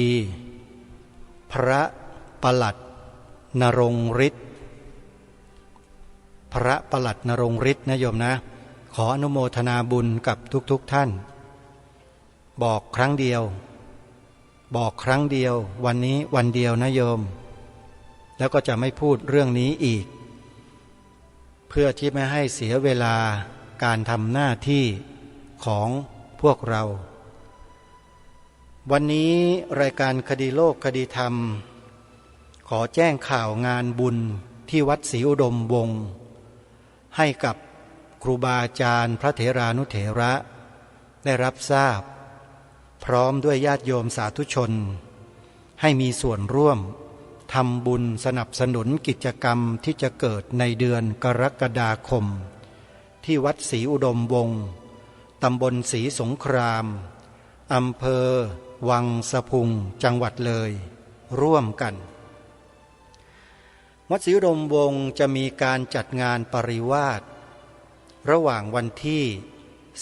19ถึง29กรกฎาคมศกนี้เพื่อเปิดโอกาสให้พระสงฆ์ที่จะอยู่จำพรรษาในปีนี้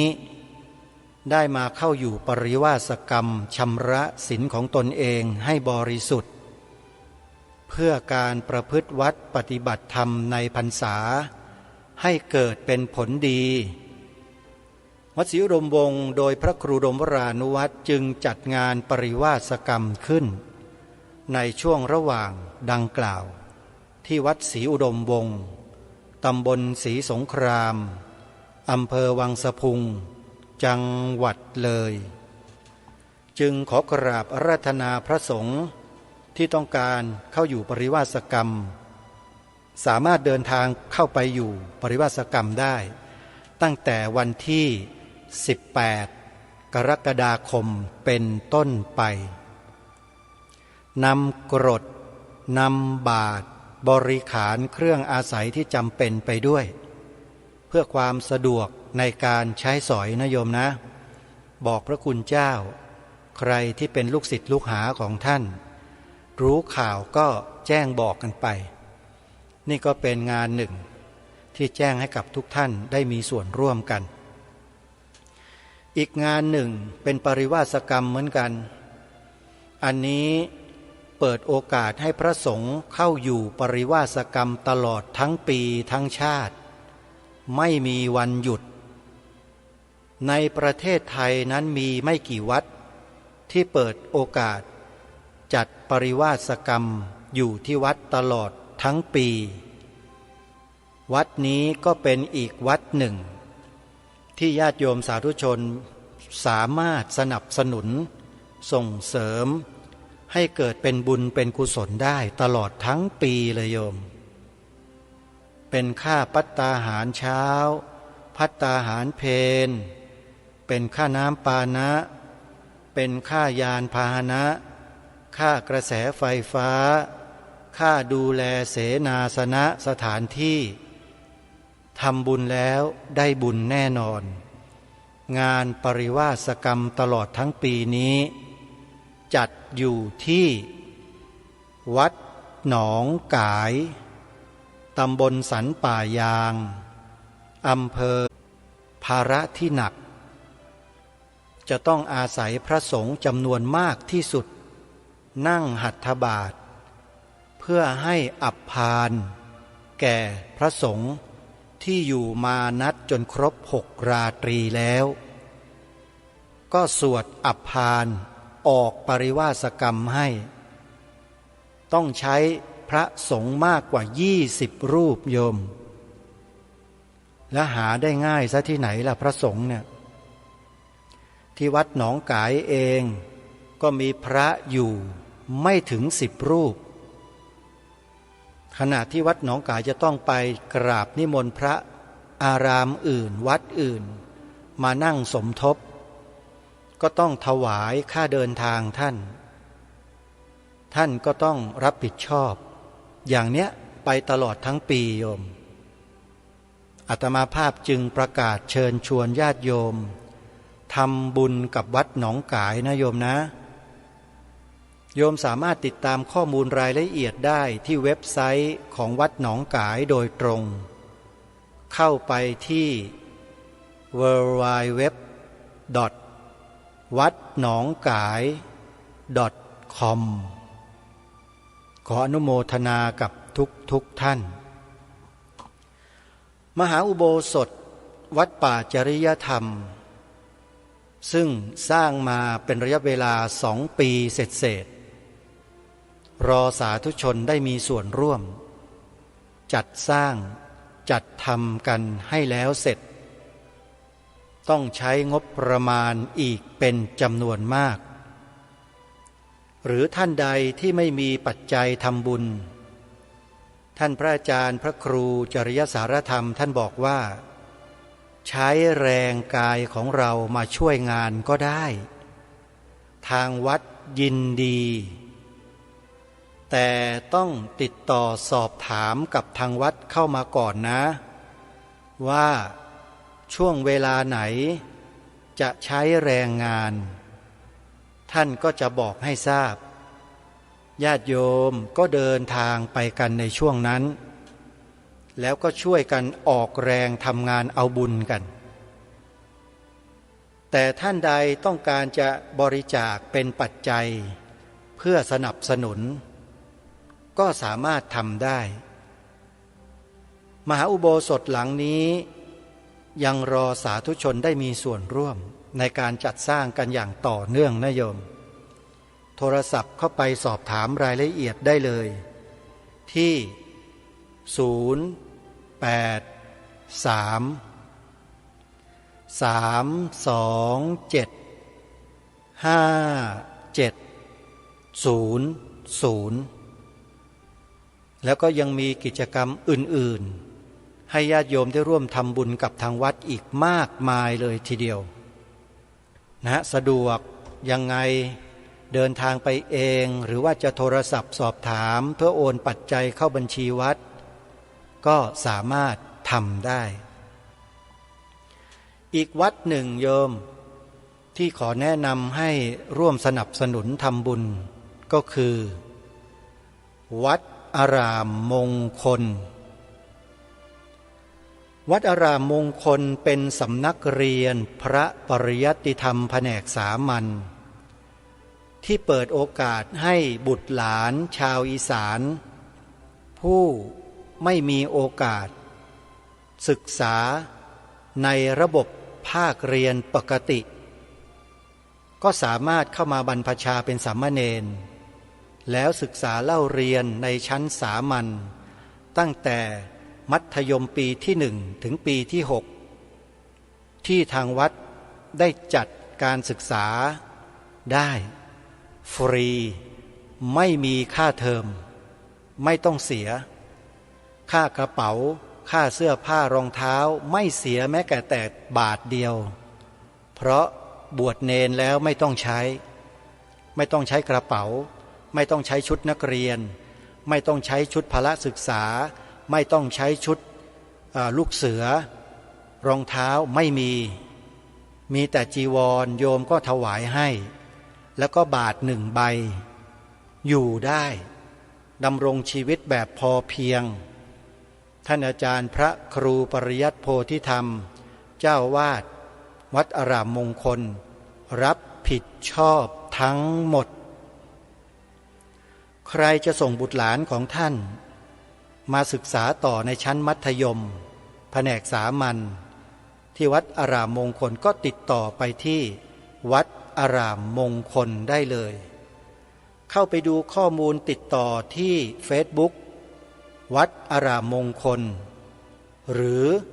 เข้าไปที่เว็บไซต์วัดอารามมงคล .com ก็ได้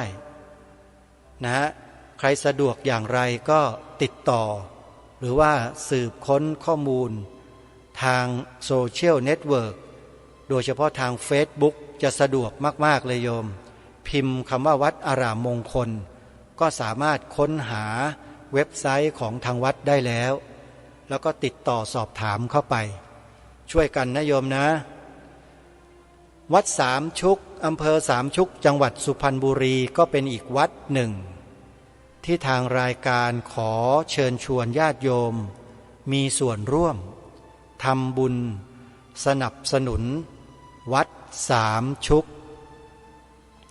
วัดสามชุกนั้นเป็นสำนักปฏิบัติธรรมประจำจังหวัดสุพรรณบุรีเป็นสำนักเรียนพระอภิธรรมและเป็นสำนักปฏิบัติธรรมณขณะนี้เจ้าอาวาสพระครูสุวรรณวิจิตรกำลังสร้างศาลาปฏิบัติธรรมหลังใหม่สวยงามมากใช้วัสดุที่ได้รับการบริจาคมาจากพระสงฆ์ด้วยกันท่านมีไม้สักอยู่ที่บ้านของท่านสมัยอดีตพอท่านบวชมาแล้วไม้นั้นก็นำมาถวายวัดสามชุกแล้วก็มีพระสงฆ์เป็นผู้ออกแบบตัวอาคารการตกแต่งภายในพระสงฆ์ทั้งหมดเลยโยมเป็นผู้ดำเนินการ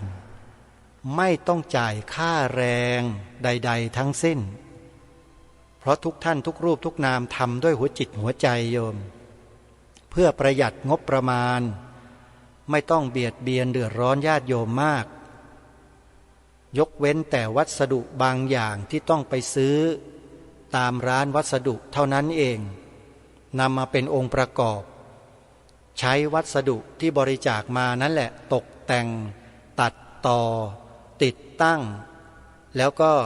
เสร็จบริบูรณ์ใช้งานได้เป็นอย่างดีสวยงามมากใครไปเดินจงกรมนั่งสมาธิอยู่ที่ศาลาปฏิบัติธรรมวัดสามชุกคนนั้น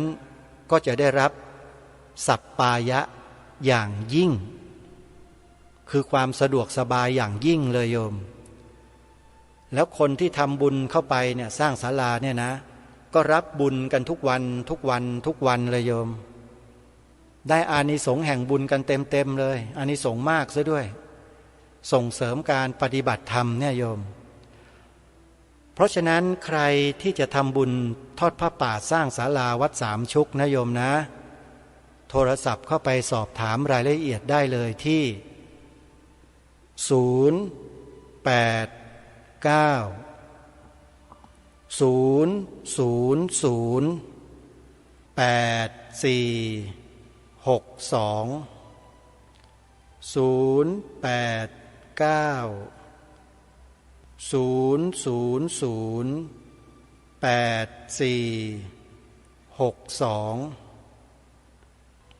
เอาละญาติโยมสาธุชนทุกท่านวันนี้รายการคดีโลกคดีธรรมจะมาต่อยอดกับเนื้อหาของเมื่อวานนี้ที่ทิ้งค้างไว้ที่ทางรายการบอกกับสาธุชนว่าเรื่องของสิทธิเรื่องของเสรีภาพของบุคคลเนี่ยนะโยมเราอย่าไปให้ความสำคัญมากกว่าจารีตประเพณีวัฒนธรรมของชาติบ้านเมืองจารีตประเพณีและวัฒนธรรมของชาติบ้านเมืองของเราเนี่ยถือว่าเป็นสมบัติเป็นประโยชน์ผลประโยชน์ชาติเป็นผลประโยชน์ของชาติแต่ตัวบุคคลนั้นไม่ใช่ผลประโยชน์ชาติเพราะฉะนั้นต้องเข้าใจให้ตรงกันด้วยอย่าไปหลงผิดอย่าไปคิดว่าไอ้ลัทธิเสรีนิยมเนี่ยมันเป็นสิ่งที่เลิศหรูเป็นสิ่งที่ควรบูชาเทิดทูนไม่ใช่นะใครไปเทิดทูนลัทธิเสรีนิยมเนี่ยก็เท่ากับว่ายอมตนเป็นขี้ข้าต่างชาติซึ่งเป็นเจ้าของลัทธินี้อาตมาภาพไม่รู้หรอกว่าใครเป็นเจ้าของประเทศไหนไม่ทราบไม่อยากจะทราบด้วยแต่ลัทธิความเชื่อเรื่องเสรีนิยมไม่ใช่ของประเทศไทยนะโยมประเทศไทยไม่ใช่เสรีนิยมแต่เป็นกรรมนิยมกรรมนิยามธรรมนิยามถ้าจะเป็นคำสอนเขาเรียกว่าเป็นคำสอนแบบวีริยะวาทีหรือวิริยะวาทีไม่ใช่เสรีนิยมเสรีนิยมที่จมอยู่ภายใต้กองกิเลสเนี่ยเป็นเสรีนิยมที่สกปรกและเลอะเทอะอาตมาภาพพูดและรับผิดชอบคำพูดนี้นะเสรีนิยมที่จมอยู่กับกองกิเลสตัณหาเนี่ยเป็นลัทธิเสรีนิยมเลอะเทอะสกปรกมูมามไม่มีระเบียบแบบแผนไม่มีระเบียบวินัยมนุษย์ประเภทนี้ไปอยู่ที่ไหนประเทศนั้นก็มีแต่จะฉิบหายล่มจมเพราะมันเอาแต่ใจตัวเองเป็นใหญ่ไม่สนใจระเบียบแบบแผนประเพณีของชาติบ้านเมือง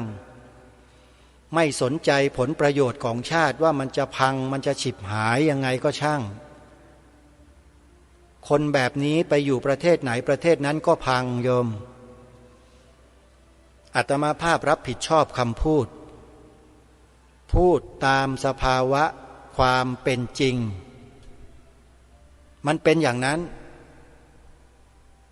ลองมาตั้งตรรกะกันดูก็ได้ว่าเป็นจริงอย่างนั้นหรือเปล่าระหว่างคนที่มีศีลมีธรรมอยู่ในระเบียบแบบแผนที่ดีงามของชาติบ้านเมืองรักษาผลประโยชน์ของชาติไว้อย่างดีกับคนที่ไม่มีสิ่งนี้เลยแถมยังไปหลงเพ้อพกหมกมุ่นอยู่กับหลักลัทธิเสรีนิยมแบบเลอะเทอะสกปรกเปรอะเปื้อนไปด้วยกิเลสตัณหามานะทิฏฐิเนี่ยคนสองพวกเนี้ยใครจะรักษาผลประโยชน์ชาติไว้ได้ดีกว่ากันเอาลองตั้งคำถามถามตัวเราแล้ววิเคราะห์กันดูตอบคำถามกันดูสิไม่ต้องมาเล่นลิ้นไม่ต้องมาใช้ตรรกะอื่นๆมาหักล้างนะอย่ามันใช้ไม่ได้ตรรกะของประเทศของเราก็คือของประเทศเราจะไปเอาตรรกะของประเทศอื่นลัทธิอื่นมาใช้กับประเทศเรามันไม่ได้ฮะ มันคนละประเทศถ้าพวกคุณเห็นว่าตรรกะของต่างประเทศดังกล่าวที่พวกคุณบูชานั้นดีเลิศประเสริฐคุณก็ย้ายตัวเองไปอยู่ประเทศนั้นสิจะมาทนอยู่ในประเทศนี้ทำพระแสงด้ามงาอะไรกันอยู่ใช่ไหมจะมาอยู่ทำไมเล่าประเทศนี้มันไม่ได้เป็นอย่างนั้นน่ะบรรพชนบรรพบุรุษปู่ย่าตาทวดของพวกคุณน่ะเขาสละเลือดเนื้อชีวิตเพื่อรักษาผลประโยชน์ของชาติอันนี้เอาไว้มาเป็นพันปีแล้วอยู่ๆไอ้พวกลูกหลานอะไรเนี่ยจะมาทำลายสิ่งนี้ของบรรพชนตัวเองลงมันใช่หรือ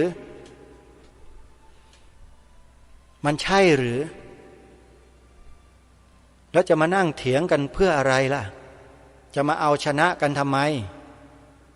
เอาไอ้สิทธิเสรีภาพสกปรกโสมมพวกนี้เอามาชนะสมบัติชาติมรดกของชาติไปเพื่ออะไรมันคุ้มค่าไหมกับไอ้การเอาความรู้สึกเสรีนิยมที่ตนเองไปศึกษาไปเรียนรู้มาจากต่างชาติต่างศาสนามาทำลายมรดกวัฒนธรรมผลประโยชน์ของชาติตัวเองเนี่ยมันคุ้มค่าไหมล่ะคิดให้ดีนะโยมก่อนที่จะตอบคำถามนี้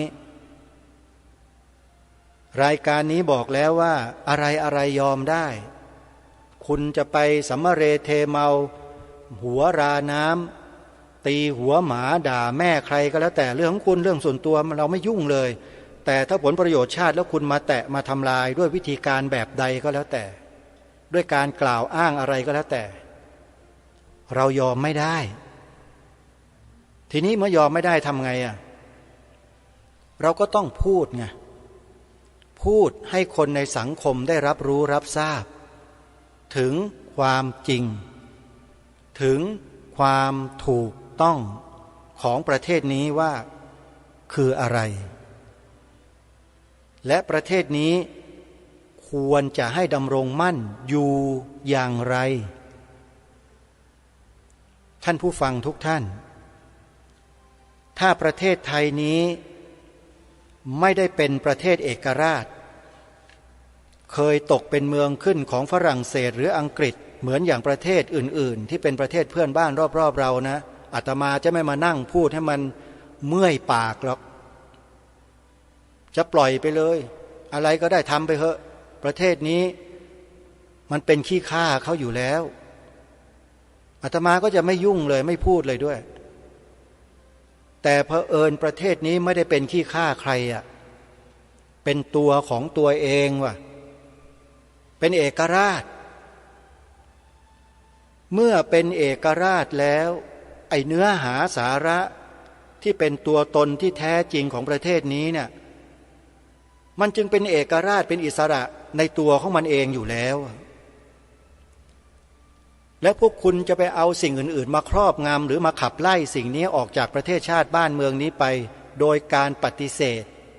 แล้วก็เอาไอ้สิทธิลัทธิบ้าบอคอแตกเหล่านั้นมาสวมใส่ในประเทศนี้อย่างไม่ลืมหูไม่ลืมตาเนี่ยมันสมควรแล้วหรือไม่คงไม่ต้องไปถามหรอกมันก็ไม่สมควรอยู่แล้วใครๆก็รู้นอกจากพวกเดียวกันเองนะมันไม่รู้เรื่องมันไม่เอาด้วยมันก็ปฏิเสธนั่นแหละจริงไม่จริงที่พูดมาเนี่ยท่านว่ามันผิดตรงไหนไหมเพราะประเทศนี้เป็นประเทศเอกราชได้มารักษามาด้วยเลือดเนื้อและชีวิตของคนไทยในอดีตที่เราเรียกว่าบรรพบุรุษบรรพชนก็ปู่ย่าตาทวดเราทั้งนั้นเครือญาติของเราทั้งนั้นเลยเขาเสียสละด้วยอุดมการณ์ด้วยความมั่นคงด้วยจิตที่บริสุทธิ์ไม่ได้หวังว่าตนเองจะต้องมาขึ้นมามีอำนาจมาประกาศไอ้นู่นไอ้นี่เปลี่ยนแปลงอย่างนั้นอย่างนี้บรรพบุรุษเขาไม่เคยคิดจะทำเช่นนั้นเพราะอะไรเพราะเขามีจิตสำนึกระลึกถึงบุญคุณของบรรพบุรุษบรรพชนของเขาโดยตลอด ว่าบรรพบุรุษบรรพชนของเขาก็ทำเช่นเขานั่นแหละคือเสียสละให้พวกเขามาพวกเขาก็ต้องทำเช่นนั้นต่อไปเพื่อให้ลูกหลานมันอยู่รอดปลอดภัยก็คือไอ้ลูกหลานยุคนี้แหละก็พวกเรานี่แหละและไอ้พวกเราเนี่ยมันไปถูกล้างสมองมาจากที่ไหนกันน่ะจึงไปนิยมลัทธิเสรีนิยมจนเกินขอบเขตไปถึงขนาดนั้นสิ่งหนึ่งที่ทางรายการปรารภอยู่เสมอเลยว่าเหตุปัจจัยที่ทำให้เด็กๆเยาวชนคนรุ่นใหม่กลายเป็นพวกลัทธินิยมเสรีไปจนมากมายเนี่ยก็เพราะการเปลี่ยนหลักสูตรการศึกษาชาตินู่นแหละต้นตอมาอยู่ตรงนั้นโยมสมัยก่อนญาติโยมเรียนหลักสูตรเดิมๆหลักสูตรเก่าๆที่เขาปลูกฝังสิ่งที่ดีงามมาโดยตลอดญาติโยมบางทีตามไม่ทันแล้วก็ไม่รู้ว่าเขามีการเปลี่ยนแปลงหลักสูตรกันเมื่อไหร่นี่คนที่นั่งพูดอยู่เนี่ยอยู่ในเหตุการณ์นั้นด้วยตอนที่เขาเปลี่ยนแปลงหลักสูตรการศึกษาชาติอาตมาเรียนอยู่ชั้นประถมปีที่3ตอนอยู่ชั้นประถมปีที่1 2 3เนี่ยยังเป็นหลักสูตรเก่าหลักสูตรป .7 โยมหลักสูตรป .7 อาตมาเนี่ยเรียนหลักสูตรเก่านะพอขึ้นป .4 กลายเป็นหลักสูตรใหม่มึนตึ๊บเลยตำรับตำราอะไรกูไม่เคยเห็นเราเรียนประวัติศาสตร์มาดีๆกำลังถึงขั้นกำลังจะเข้มข้นวิชาประวัติศาสตร์ชาติไทยหายไปแวบตาเลยศีลธรรมพลเมืองหน้าที่พลเมืองหายไปเลยฮะแล้วไปมีวิชาอะไรสสปชไม่รู้จักเอาวิชาอาชีพอะไรมาสอนไม่รู้แล้ววิชาประวัติศาสตร์ของกูหายไปไหนอ่ะกูกำลังจะเรียนรู้บรรพบุรุษของกูอย่างเข้มข้นด้วยจิตที่ทรนงมั่นคงในความเชื่อมั่นในประเทศชาติบ้านเมืองของตัวเองต่อบรรพบุรุษบรรพชนของตัวเองอยู่หายไปเลยฮะเลยทำให้อาตมาเนี่ยขี้เกียจเรียนโยมเชื่อไหมสอบตกป.5 คิดดูดิขี้เกียจเรียนฮะมันไม่ได้ตามที่เราปรารถนาและต้องการนี่แหละคือตัวบ่อนทำลายประเทศชาติอย่างชัดเจนคือมันทำลายหลักสูตรการศึกษาก่อนเพื่อไม่ให้เด็กเนี่ยมันปลูกฝังจิตสำนึกอุดมการณ์ชาติผ่านตำรับตำราเรียนมันตัดออกหมดเลยตั้งแต่ปีพ.ศ.หรือพระพุทธศักราช2521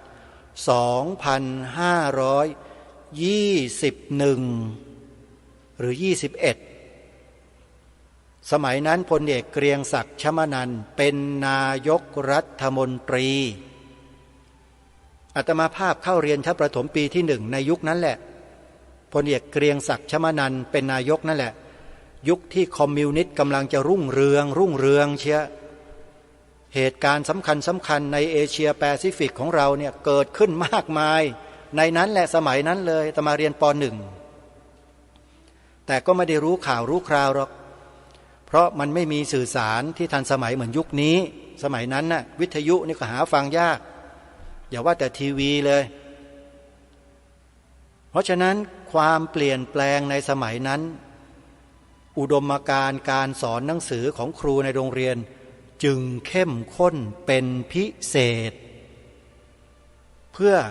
ที่จะให้คนไทยเรานั้นยึดมั่นอยู่ในหลักการของชาติบ้านเมืองให้เหนียวแน่นมั่นคงทั่วทั้งแผ่นดินไทยการเรียนการสอนสมัยนั้นจึงเข้มข้นมากครูทุกคนเนี่ยจะต้องถูกติวเข้มจากส่วนราชการระดับสูงที่ดูแลการศึกษาชาติอย่างเข้มข้นแล้วก็มีพระสงฆ์เข้าไปมีส่วนร่วมในการบริหารจัดการการศึกษาของโรงเรียนด้วยยุคนั้นพระสงฆ์ยังมีบทบาทอยู่นะโยมยังไปสอนหนังสือสอนตำรับตำราอยู่ในโรงเรียนอยู่แม้แต่อาตมาภาพเติบโตมาอายุได้19ปี17 18 19ปีแล้วเนี่ยก็ยังมีพระสงฆ์ไปสอนหนังสืออยู่ในโรงเรียนเพราะเมื่อสมัยตอนอายุ19ปีอยู่ที่วัดมหาธาตุเนี่ย อาตมาภาพไปเรียนศึกษาผู้ใหญ่อยู่ที่โรงเรียนวัดมหาธาตุมีพระสงฆ์จากวัดมหาธาตุไปสอนหนังสืออยู่เลยปีอายุ19ปี2530 2530ใช่นั่นแหละอาตมาภาพก็ยังเรียนอยู่เลยพระสงฆ์รูปนั้นก็คือพระอาจารย์พระมหาประทักษ์พระมหาประทักษ์ท่านมรณภาพไปแล้วรู้สึกก็เป็นเจ้าคณะ14หรือ15นี่แหละจำไม่ได้ท่านไปสอนหนังสืออยู่ท่านมีไฝอยู่นะมีไฝอยู่ที่ศีรษะเนี่ยตรงหน้าผากตรงคิ้วเนี่ย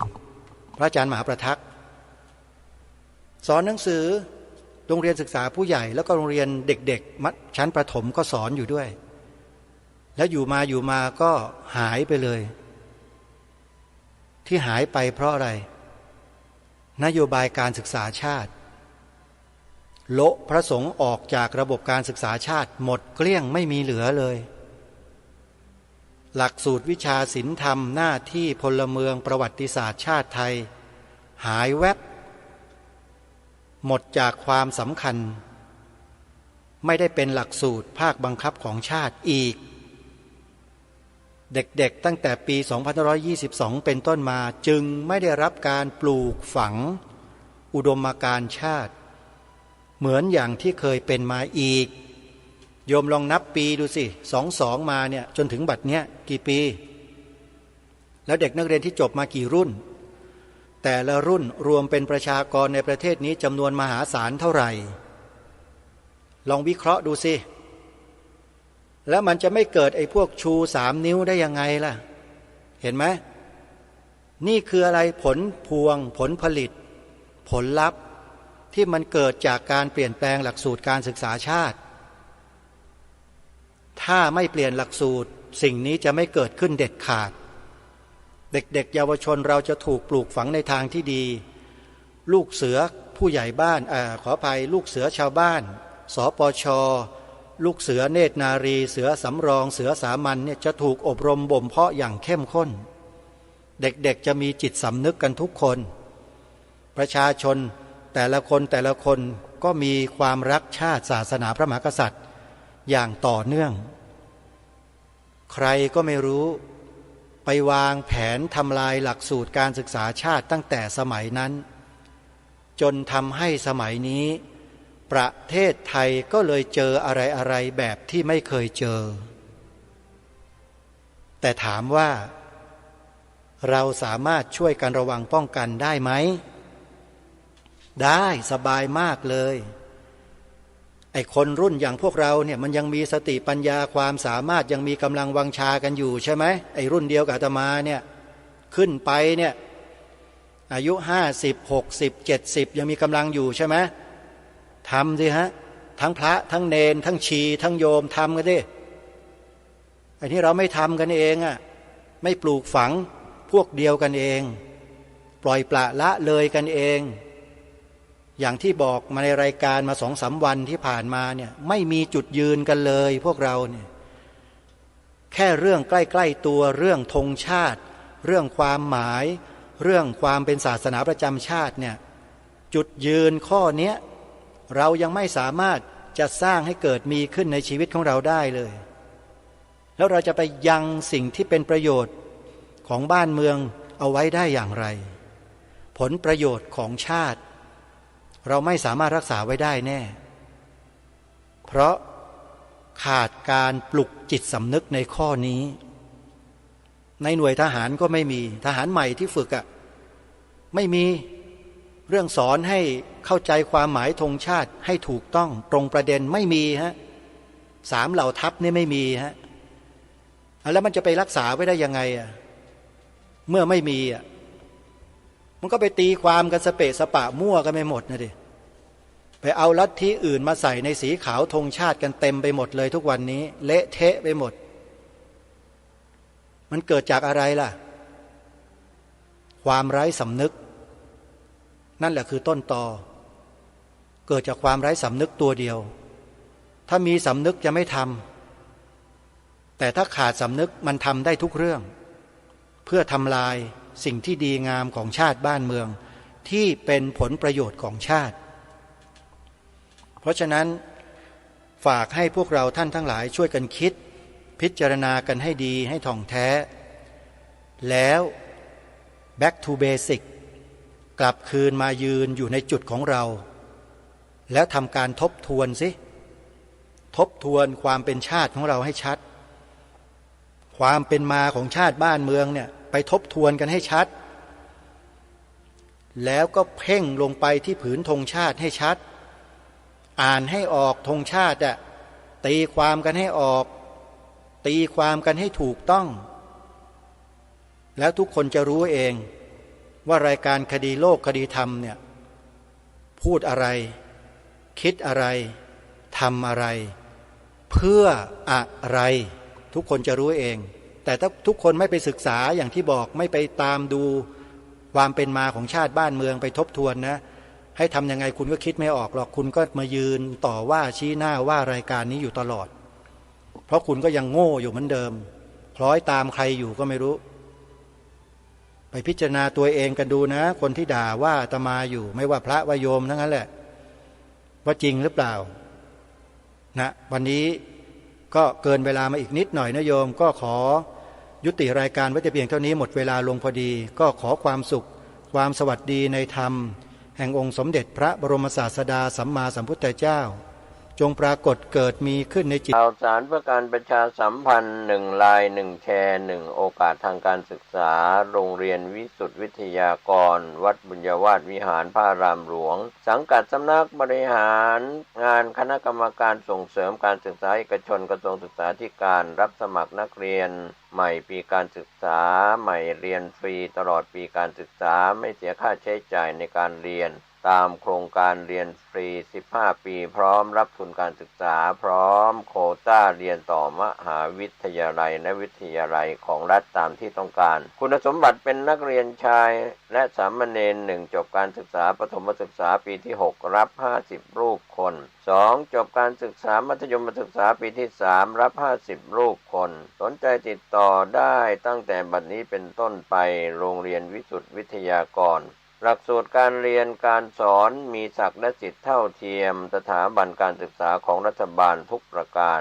ติดต่อสอบถามรายละเอียดเพิ่มเติมได้ที่พระครูวิบูลย์ปริยัตยากรผู้อำนวยการเลขที่39ถนนพหลโยธินตำบลหัวเวียงอำเภอเมืองลำปางจังหวัดลำปางรหัสไปรษณีย์52000ติดต่อโทรศัพท์054 217 526เบอร์โทรศัพท์054-217-526ได้ในวันเวลาราชการ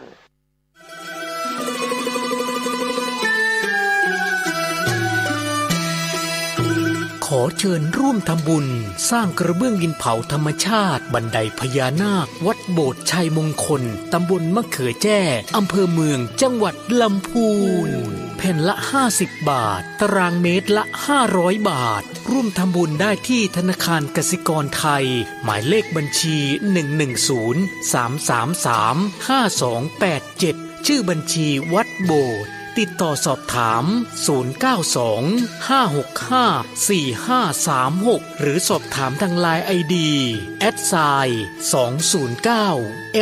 @209LIMJR การก่อสร้างบันไดนาคราชสู่พระนิพพานณปริยนันธรรมสถานในครั้งนี้จึงนับว่าเป็นรากฐานแห่งความสมบูรณ์แห่งบุญอานิสงส์ในกอง